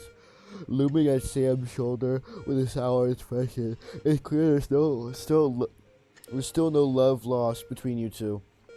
While Sam is clearly worried about you, your family's scowl is obvious on both their faces. You reach out a hand to Sam. Thanks for coming, honey. I can't believe I just woken up from the gruesome twosome. I'm not right to say that thing. The worry for you wins out. Sam takes your hand before leaning in to kiss your forehead. Of course, sweetheart. I could never have been anywhere else. For the first time in a while, you both generally smile at each other before you look to rest your family. Just as you feel Susie's absence, you notice Charlie's visiting. clearly looks worried. Oh my god, I fucking yawned the entire thing. I'm so sorry. As soon as you turn to look at him, you can see Charlie tense up, his concern clear on his face. So you're definitely good, right? He finally asked, quickly looking away. I'll be fine, Charlie. Leave the blanket alone. Charlie's face drops as he plants his hands firmly in his pockets, avoiding Sam's gaze. You notice your mother staring listlessly out the window. Despite all your best efforts, you're still not doing well lately. Are you okay, Mom? Your mother starts. You recall clearly shocking her out of her reverie. I think that's how I say it. She turns to you and smiles, and you're grateful to see increasingly rare recognition in her eyes. Yes, dear, of course. How are you feeling? You smile warmly and nod, but before you could respond, a doctor bustles in and appears everyone out. She asked you for what feels like 100th time, how are you feeling? Surprisingly well, all things considered. Excellent. There's no sign of real damage, just a bit of shock to the old system. Pardon the pun, she smiles. Not that we'd recommend you do anything like that again, of course. After a couple of days of rest at home, you should feel right as rain. She turns to leave, but stops at the door. Oh, and the private room and care? The doctor gestures to room, which you now notice looks rather expensive. Has all been paid by Mr. Bozeman. He left those flowers and said not to worry and just take the rest of the week off. He'll see you Monday, apparently. Seems like the least he can do.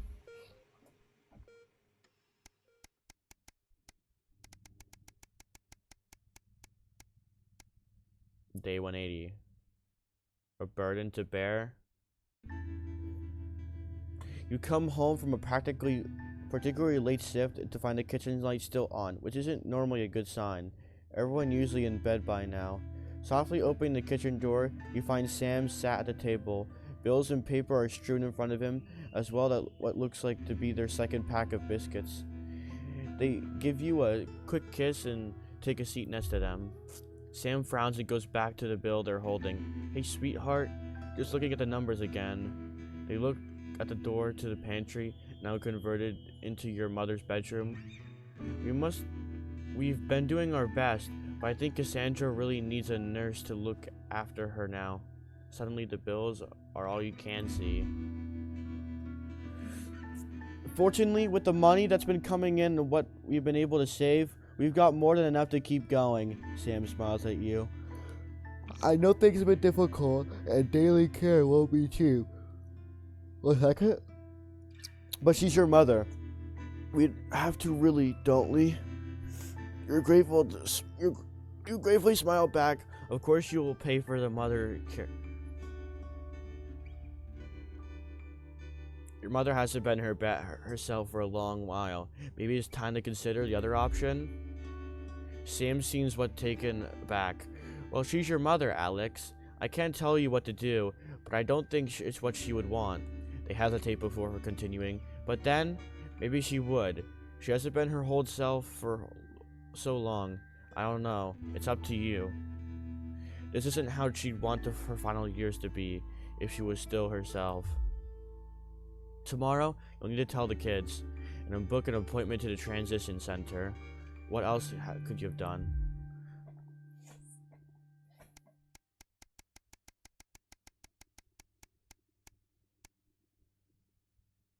A letter home.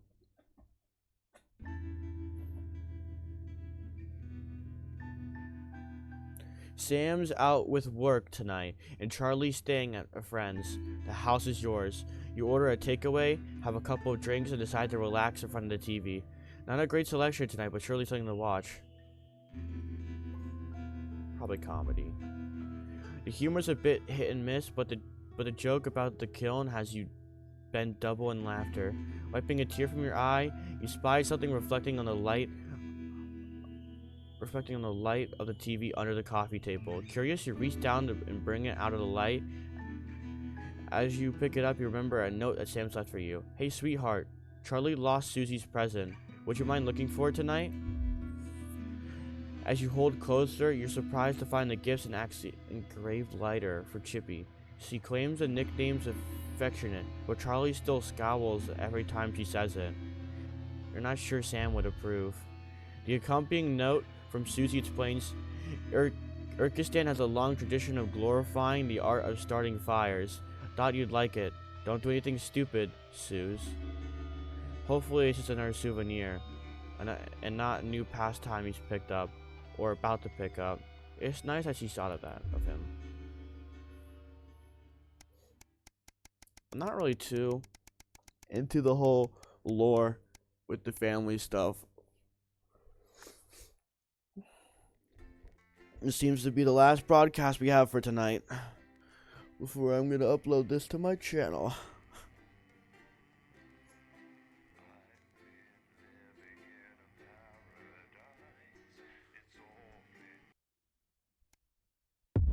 It's very dystopian, I could say that for the least.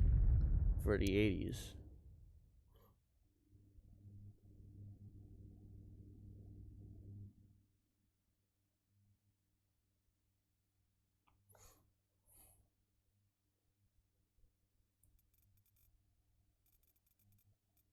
That's right, I gotta...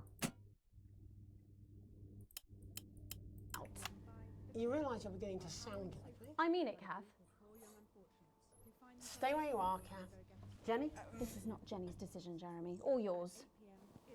It'll be all right. I'll talk to both. Oh, my C thing is gone. You can tell him I'll return his wife's casserole dish at our dinner next week. But a crazy Neo in advance. Jenny? I'm sorry, Kath, you're gonna have to leave. Letting it go to your head. She nearly blinded me. 10 seconds, I thought we were everybody. all part of a team these days. Things are better, Jeremy, you know that. Just stop being so Going in high-mighty 5, and do your job. 4, You'll have me fired too. 3. Don't tempt me. Good evening. I'm Oh, we Megan got And I'm A, Jeremy B, Dawes. and C. Our main headlines tonight. The establishment strikes back. The World Council has agreed today to impose punitive sanctions on the people of this country. The sanctions, which are broad-ranging, include restrictions on the supply of oil and gas, food, Neutral. clothing, and even some medicines. But how should we react? We asked the public. What do you think about all these sanctions? I doubt it make a lot of difference, Pet. I've lived through 2 world wars and I smoke 40 a day. And if that ain't killed me, I doubt this will either. Thanks, Patrick. Fascinating. Popular Prime Minister Julia Salisbury has released a reassuringly brave statement in response to the World Council's controversial announcement. This international declaration is nothing short of outrageous. We are a democratically elected government with massive popular support. We do not recognise these sanctions, and we encourage other socially progressive nations of the world to both resist and ignore them. Advance have struck fear into the heart of the international community by showing that it is possible to have radical change for the betterment of the many. And whilst I wish we could improve other countries as much as we have our own, we do not rely on the help of others to thrive. This country is entirely self-sufficient. We are a team, now more than ever. And this team is on your side. Thank you. Defiant stuff. But what do you, the public, think of our government's stance? Robin Shaw. I'm gonna go happy. Help the advance up. I was wondering if you could spend a moment to give us your thoughts on the government. Honestly, I think they're doing a great job. I know the assets and world checks have made the difference for us for the cost of the little one. And people seem, happier in the main. I always said things would get better with a woman in charge. Over to you, fellas. Global mega corporation Remington's Fist today announced that trials have successfully completed on their groundbreaking male contraceptive product, Responsibility. The drug has been passed by the government for general release, but the small print warns that, in rare cases, side effects can include blurred vision, enlarged genitalia, and increased risk of stroke. No double entendre intended. But what do you, the public, think of Sophia Remington's latest venture? Don't like it. Patrick? Would you take the male contraceptive pill? No, mate. Her body, her baby, her problem. How progressive of you. What'd you say? Nothing. A momentary lapse of reason. Commuters across the capital found themselves somewhat bemused by the latest stunt by controversial protest group Disrupt. In a baffling start to the Don't day, like all the- commuters found performers outside every major station, all dressed and posed identically. Whether we're supposed to be amused or intimidated is anybody's guess, Jeremy. But most commuters didn't even If stop it's to public notice. thinking, I'm doing mad. Well, as long as it's not some grand contemporary dance, it's probably harmless. But how do we all feel about Disrupt and their eclectic tactics? Robin found out. Can I ask your opinions on Disrupt? Are those the guys in black with the orange fist thing? That's right. Can I be honest? Of course. This is journalism. They scare me a bit. Bubbling up, intrepid scientist Dr. David Wong and Dr. Ingrid Svorsborg-Hawkensford today sent a blueprint of the escape craft in which they hope to finally leave Dante's taint. With expert opinions of the plan running the gamut from optimistically engineered to that looks like something my granddad Don't like made that. in Why his we need to shed," leave? It sounds like the unfortunate I like this team country. are going to need all the thoughts and prayers they can get. So what should we think about the escape plan? Patrick Bannon again. Dare I ask you about the blueprints? Well, mate, I've never been a submarine engineer, but I've tinkered with a few motors in my time, and I can tell you that thing is not going to work. I'd rather trust my life to Uncle Pat, and I murdered him 10 years ago. Oh, what? It's because you're joking. It's funny. Are you? I am not a number. Applications finally open today for the new advanced team membership cards, a scheme by the government Ooh, to allow I like that. access to all the new public services being introduced daily. Ooh, The team membership I cards are like new public services. will be recognised as legal identification by all major organisations, including the police, banks, and rightfully. That's just called ID, though. And of course, there's no charge, Jeremy. It Ooh. all seems too good to be true. Well, you've always been a cynic. But I like most too good to be importantly, true. What should you, the public, think about the new team membership cards? Team membership cards. Oh, yeah, fantastic. I'm applying today. I mean, why wouldn't you? What are these protesters doing? They don't want us to know who their names are. Besides, have you seen the savings you can get? I'm getting one for the little one as well. Oh, how adorable. Yeah, gonna be a proper little team member, aren't you? Yes, he smiled. Did my child get that? Like a little And bit of finally a. tonight, back of the net, popular sports personality Johnny Hamsleeves and his fiancée Tiffany Lamore were spotted out today doing a little shopping for what many are already calling the greatest wedding ever. We can only assume that Tiffany's latest show, My Teenage Secretions, has sold better than expected, as by the looks of things, the whole affair's about to become more expensive than Lil C's shoe collection. I don't know who that is. But what should your opinion be of this extravagant I'm gonna display go of meh. wealth? Don't really care, love. Wise words there.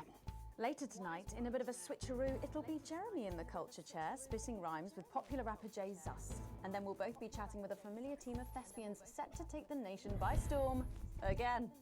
That's all coming up on tonight's National Nightly News.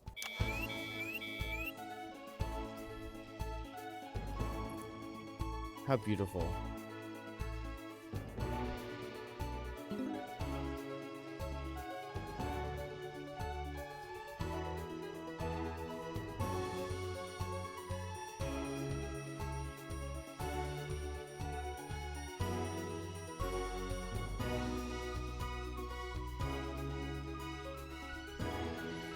Oh, we can keep doing this, pal. First tonight, thankfully, some news as we return to our main story. The World Council today agreed that punitive and potentially illegal sanctions should be imposed upon this country. The sanctions, which come into effect immediately, aim to stop the flow of food, fuel, and even some medicines from reaching your pocket. Oh, yeah. Tonight, we have guests from across the continent to discuss this unprecedented situation. Who's in Alaska? To advance, Peter Clement is at his home in Lamfordshire. Are you there, Peter? Yes, I can hear you, Jeremy. Thank you for having me. A momentous day, Prime Minister. Are you shaken? Oh, I don't scare that easy, I'm afraid, old son. And neither do the people of this country. Well, joining us is Ivan Vodovich, Foreign Minister of Urkistan. Ivan, thank you for being here. Great pleasure. You, Megan Wolf, are like strongest guard at Labour camp who wake up inside body of crazy, expensive prostitute. In my country, you may be worshipped as a god. Okay. Minister, as one of those arguing most strongly for these sanctions, how do you feel about Advance's defiant stance? Advance is like man who think he have big career in movies land, when actually in dirty sanitarium, screaming at mirror and holding tiny penis in hand. He's clearly not from Svenland, and we have like some of the cleanest mental health facilities in the continent, yeah? And welcome to Svenland's Minister of Mojo, Björk. I'm sorry, we don't appear to have your surname. It's just Björk, yeah. We don't use things like socially divisive surnames here, yeah. Minister? It's just Björk, yeah. Right, Björk. Your country spoke in favour of advance at the World Council today, but you were noticeably absent when it came to the actual vote. Well, what a surprise. The hippies didn't show up for the fight. Actually, that's quite racist, because if you must know, we were going to go to the whole, like, voting, yeah? But it's actually the Festival of Fureland here at the moment, where we honor the old generations. So, like, we all had to look our grandparents clean, yeah, whilst the vote was happening, and that's, like, a really, really time-consuming process, actually. You're like sissy man. You have this expression, sissy man? It's like man with tiny penis who like to wash more than once a week. Actually, that's quite homophobic, yeah, Oh, because... stop winding him up, Ivan. We're not back at the Grange now. Sorry, Jeremy. Ivan and I used to play golf back in my media days. Yeah, he always wins. Nothing gives him greater pleasure than grinding people's gears. The more publicly, the better. Peter, you're like man with tiny penis who think he have tiny penis, but actually he discovered that. Oh, could it be? No, it's tiny penis. Ivan's just worried that when the rest of the world sees how well we're doing, they'll notice all that dosh that he's got squirreled away. Because sorry what about these the whole sanctions thing. are, Megan. They're the last pathetic gasp of an establishment in collapse. Wolves at the gates, Ivan, old mate. Good. He can join others on my wall. Actually, in Svenland, we have, like, serious animal welfare legislation. And, like, my friend Helga, she got arrested, yeah, for killing a butterfly that was hovering over her fuel thing. I mean, in English, jam sandwich. I used to know a girl called Jam Sandwich. She was a right cracker, too. Wonder what became of her. We seem to be wandering a little from the news here. That's human interest, Jeremy. The real people behind the headlines and all that. So if you're watching, Jan, give us a call. Really? Yeah. Let's see if we can't organise a reunion. Cracks, I'm not sure about that. I'll have to run it past Mrs. Clement first, eh? Peter, you're like man trying to empty ashes This of is her like- mistresses into oncoming This number 3 dude just needs just runs off talking about tiny penises. I think he's obsessed with tiny We don't really penises. go into all that restricted monogamy stuff here. We're kind of fluid, actually. Okay, well, it seems that we are running out of time. Yes, so before we go to the break, briefly, if you would, gentlemen, with the people of this country facing shortages and power Possible shortages and power outages. Yes, of course. Thank you. Possible shortages and power outages. Can you summarise your thoughts for us, Minister Björk? Well, from here, yeah, you all look a bit stupid, really arguing about outdated divisive concepts like money. In Svenland, we replaced currency with a system of bodily fluids back in the 1970s, and that's like really hard to sanction, actually. Thank you, Minister Votovich. Your country is like man who think he invented perfect trap for giant mutant hairy bear. When really he just standing in field Holding his tiny penis, yes. Thank you, Minister. And finally, Prime Minister Clement. Let me talk to your viewers here, Jeremy. Don't worry, everybody. Don't be afraid. Don't even lose a wink of sleep. We knew the rest of the world would react this way, and we're ready. As my old man used to say, you can't make a shite pie without blocking a few toilets. Thank you, Prime Minister. Reassuring words there. We'll be back. After these messages. 1 minute back. Hey, Peter, I over your way this weekend. You fancy a quick 9? Yeah, sure, front or back. That's what I hope you're asking Megan Wolf for me. She's out of your league, mate. Well, you have to be more careful. I love Long-term plan. my man, Live on the news, Crazy 6 Neil. Can someone warn him it's going a little too well? Does Crazy Neil run the country? Okay. New government censorship should show up in blue. Same as regular censoring. Keep an eye out for the advanced blue waveform. I just dropped something. I'm trying to find it. Well, You still meant to bow to foreign royalty. What? well, I actually didn't drop anything. I'm just being schizo. Got it. Have they given you the Crown Prince report? Well, Megan. This is Jeremy, and he'll be interviewing you. Yo, thanks for having me on your show, man. It's quite all right. Yo, just a quick one. You're not going to ask me about the chimp, are you? Live in 10 seconds. Because he put that get up on himself. I'm just saying. Going in 5, 4, 3. Welcome back, I'm Megan Wolf. Later, we have an exclusive first look at a theatrical sensation everyone's going to be talking about. But first, it's time to go over to the culture spot with lovely old Jeremy Donaldson, who's joined by a very special guest. Jeremy. Thanks, Megan.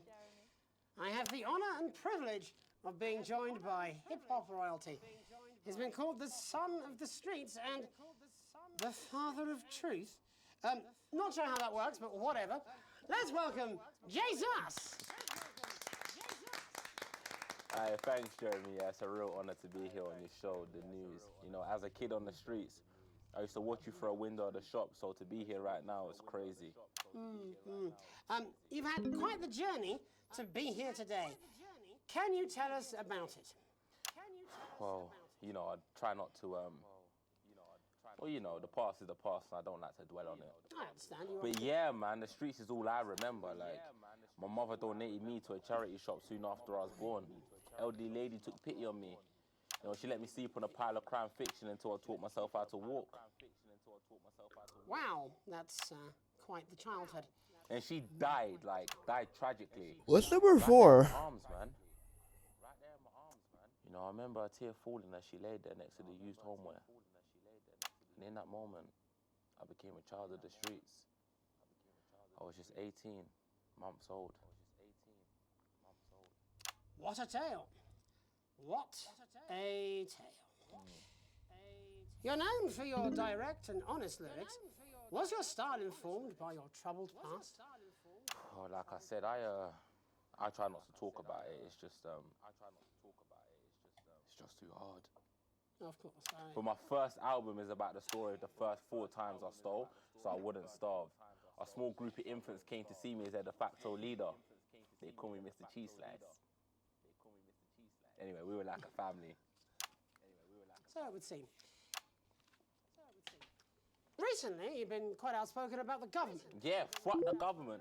Fuck Advance. Fuck Peter Clement. What is it that you object to so vehemently? Well, you know, they stole from us. They're taking our money and spending it, man. Redistributing it. Actually, homelessness has been all but eliminated in the last couple of months. So? Surely that's a cause close to your heart? Yeah, nah, of course, man. Very much so. I just mean, like, why do I have to pay for it, you know? You don't. People have been rehoused on property seized from the historically wealthy. And that couldn't have been you, could it? Look, yeah, I worked hard to be here. I built this from nothing, and I deserve to be rewarded for that. Would you say you worked harder than, say, a farmer or a care worker? I don't know. But if people are taking something from my music, choose to value it, buy it, who's to say I don't? And no one can take that away from me. Not even to help, say, vulnerable children? Mr. Cheese Slice. What is it you're trying to say? I just don't understand where you've placed yourself politically. I mean, is it ideological or is it tactical? Well, it's more of a Or maybe it's hereditary. Stop trying to tie me in knots with your words, Jeremy. I let the music speak for itself. And the people agree with me. Well, that remains to be seen. But you have given me a very easy segue out of a conversation that I promise you was much more painful for me than it was for you. So here he is with his hit song, Mrs. Ludlow's Tears. Oh no, I'm going to do something a little different. It's a new single I've been working on. Oh, so this is unapproved, is it? Yeah. You love it? Excellent. Don't worry, we've got a studied Don't out censorship wanna love system. it. What's the worst that could happen? So here he is with a new song. Aren't we lucky? It's Jesus! First, you're gonna pay up. You're gonna pay back.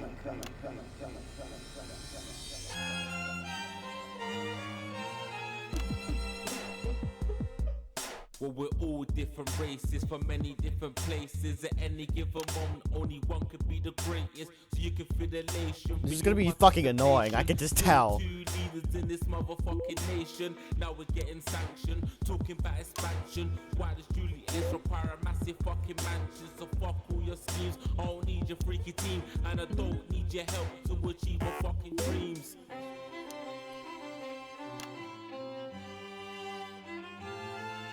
So don't make a fuss when you find you're one of us. Yeah, every single one of you's a bit Jesus. And you can call me crazy, cause no one ever pays me. But I won't waste a lifetime being motherfucking lazy. I may be inventive, my taste may be expensive. But why would I get out of bed with no fucking incentive? Although it's contravention of your obvious intention. I like to eat a little of the fruits in my invention. You make us the same, but we're not all the same. All our dreams, all our schemes, all our means are not the same. The best of the praise of the crest of the wave. Cause we're only equal people when we're motherfucking slaves. Take this fact, gonna stain it red, gonna slam it in. Gotta stop swearing. Motherfucking head, cause he's thick as shit, he's got a job he's unfit for. It's time to stone a castle with a motherfucking pitchfork.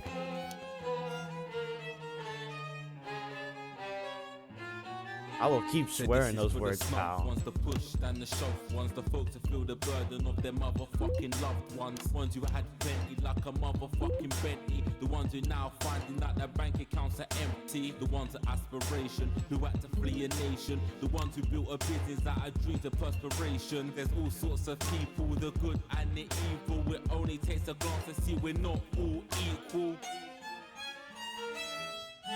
You make us the same, but we're not all the same. All our dreams, all our schemes, all our means are not the same. And the best of the brave serve the crest of the waves. Cause we're only equal people when we're motherfucking slaves. Gonna take this fact, gonna stay here red. We'll keep that too, I guess. Peter Clemens' motherfucking head. Cause he's thick as shit, he's got a job he's unfit for. Time to stone a castle with a motherfucking pitchfork. Get out of your seats, get your asses in the streets. Set a fire in the building, let them feel some fucking heat. Say you hate to go getters, you're squilling bet betters, and burn them on the pyres of Oh my gosh.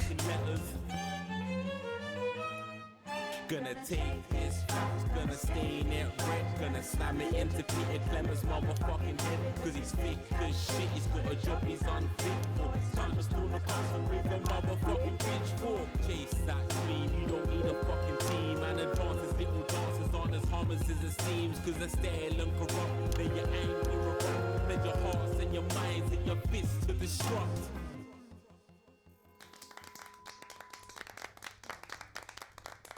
Yeah, I want to try that again. I censored your entire fucking Jesus show. there with his new song. Thank you so much for joining us in the studio. I'm sorry. I may not agree with you, but I'd just like to offer you an apology.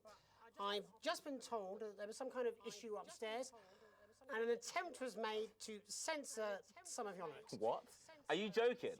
I'd just like to say to you and everyone at home that this was a mistake. This is absolutely ridiculous. I cannot believe this.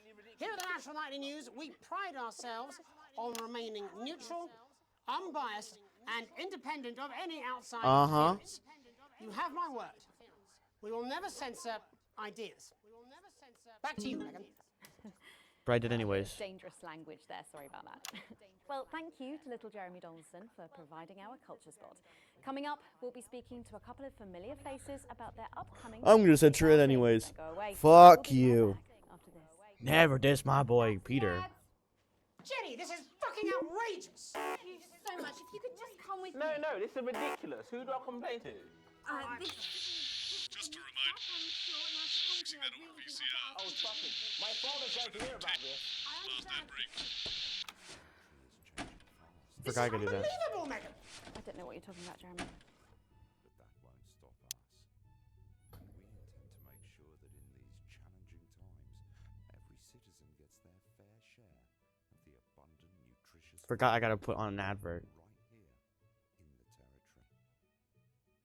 Got a C grade? Will be coming to you by post in the next few days, and it will let you claim a How awesome. every week at one of our many new Hey, look at that. distribution centers. Everyone will Get well. Get well. I don't know what that says. Oh, here we go. Oh, shut up, stop it. Look at him. If we could just get you in position. Oh, say no more. Say no more. Megan, Jeremy, you remember Mr. Algebra? Vividly. And Mr. Harris, and this is Ms. Radin. What? Philippa, please. You're back together again, eh? Who'd have thought it? Perhaps a lower order demon. Yes, it is awfully exciting, isn't it? Right, okay then. We're going live in 10 seconds, opening on camera 1. Try it. 5, 4, 3. Welcome back, and no, you're not mistaken. Sitting across from us are some very familiar faces. You really are too kind, Megan. It was only a yogurt commercial, but I'm still proud of it. Here to talk about his new show, we're joined by National Treasure Tommy Harris, the National Theatre's Philippa Radin, and National Deficit Jeff Algebra. It's so lovely to have you all. Tommy, would you like to tell us about the show? You know what? I'd bloody love to. It's about me. It's about my life. And where did the idea come from? So, right, picture this. Their legs akimbo, mid-session, sweat is pouring out of me like an immense hog. And then Cindy comes in, she says, Pete's on the phone. That's Peter Clement, the Prime Minister. Yeah, Pete's actually a really good mate of mine. Oh, is he really? Yeah, no, he comes to training sometimes. He's actually a pretty good goal sweeper. Anyway, so, Pete, he says, Toby, he thinks my name's Toby, see? He says, how would you like to spread your message of team spirit and cooperation across this fractured nation? How would you like to really make a difference in these desperate times? What did you say? Yeah, right, yeah. So, Jeff, the question on everyone's lips is, what in God's name are you doing here? Well, after the success of my debut work and all the people that I've touched, I knew that I had a career in theatre. Yeah? I've always been an admirer of Tommy from afar. So when my manager phoned and said that I'd been offered the gig as director, I was ecstatic. I whipped my trousers off and got straight to work. Why did you do that? I do all my best work with my trousers off. Yeah, I've been told that too. No, I wouldn't say so. Right, Tommy, sorry, would you just give us a sense of what the show is actually about? It's about how hard it's been for me and some of the struggles that I've faced. It like really get into the heart of how tough it is to be me. I call it Tommy Harris, Jesus, that was hard. Catchy. We actually have some clips of the process of the show. Would you mind telling us what's going on here? Yeah, so the show is built around two things that are very important to me. It mixes scenes from my life as well. I wonder what kind of backlash I'm gonna get at the end of this. But Dad, you promised you'd come to my graduation. I'm sorry, son. You're an embarrassment. But Dad, you promised you'd come to my graduation. Back, demon! Back to the hells! Philippa, what's it been like co-starring with Tommy Harris? I've always dreamed of treading the boards at medium-scale regional theatres, Megan. And for once, this show really gives me something to sink my teeth into. What's different about this show, then? Tommy, Mr. Harris's show really lets me show my tremendous range as an actor. I've always suffered from typecasting, forced to play the same tired characters in every god-awful yogurt advert or godforsaken soap opera or, God forbid, a pantomime.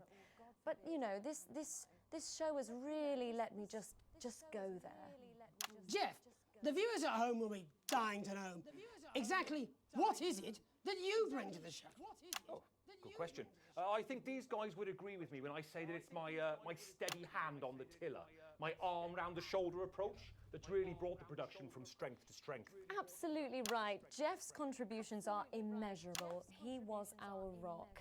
Can you give us a sneak peek of anything else that might be in the show? Yeah, all sorts, yeah. Yep. We've got lots of exclusive first-hand experiences of Tommy's time. So much camera switching. And some epic I can't fantasy keep up. retellings Thank God of there's Tommy's nothing else time going in the on. underground sports board scene.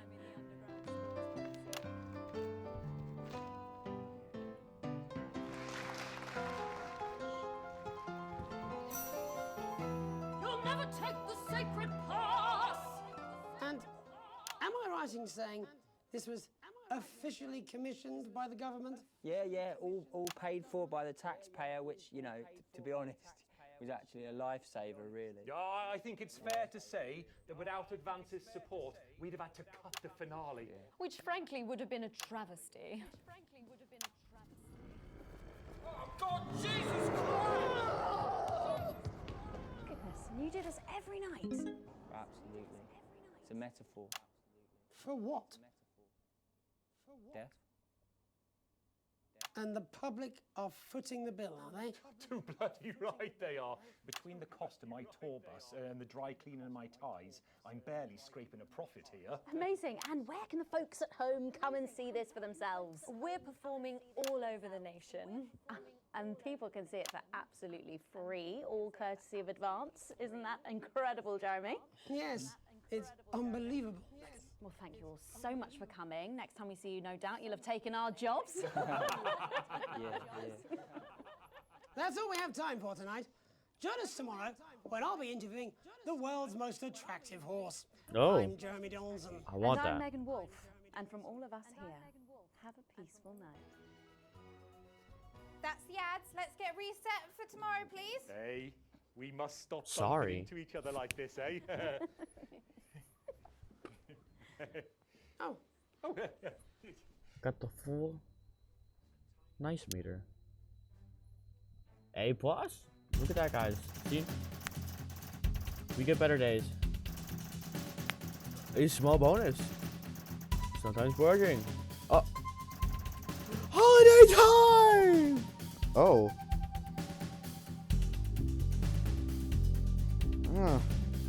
Not the greatest. Hey, they still like us. Channel 1 still likes us. This shot does not. Well, that's confirmed. Well, that's actually the 3-hour mark. Thank you all for watching this video. And I'll see you guys in the next one. Goodbye.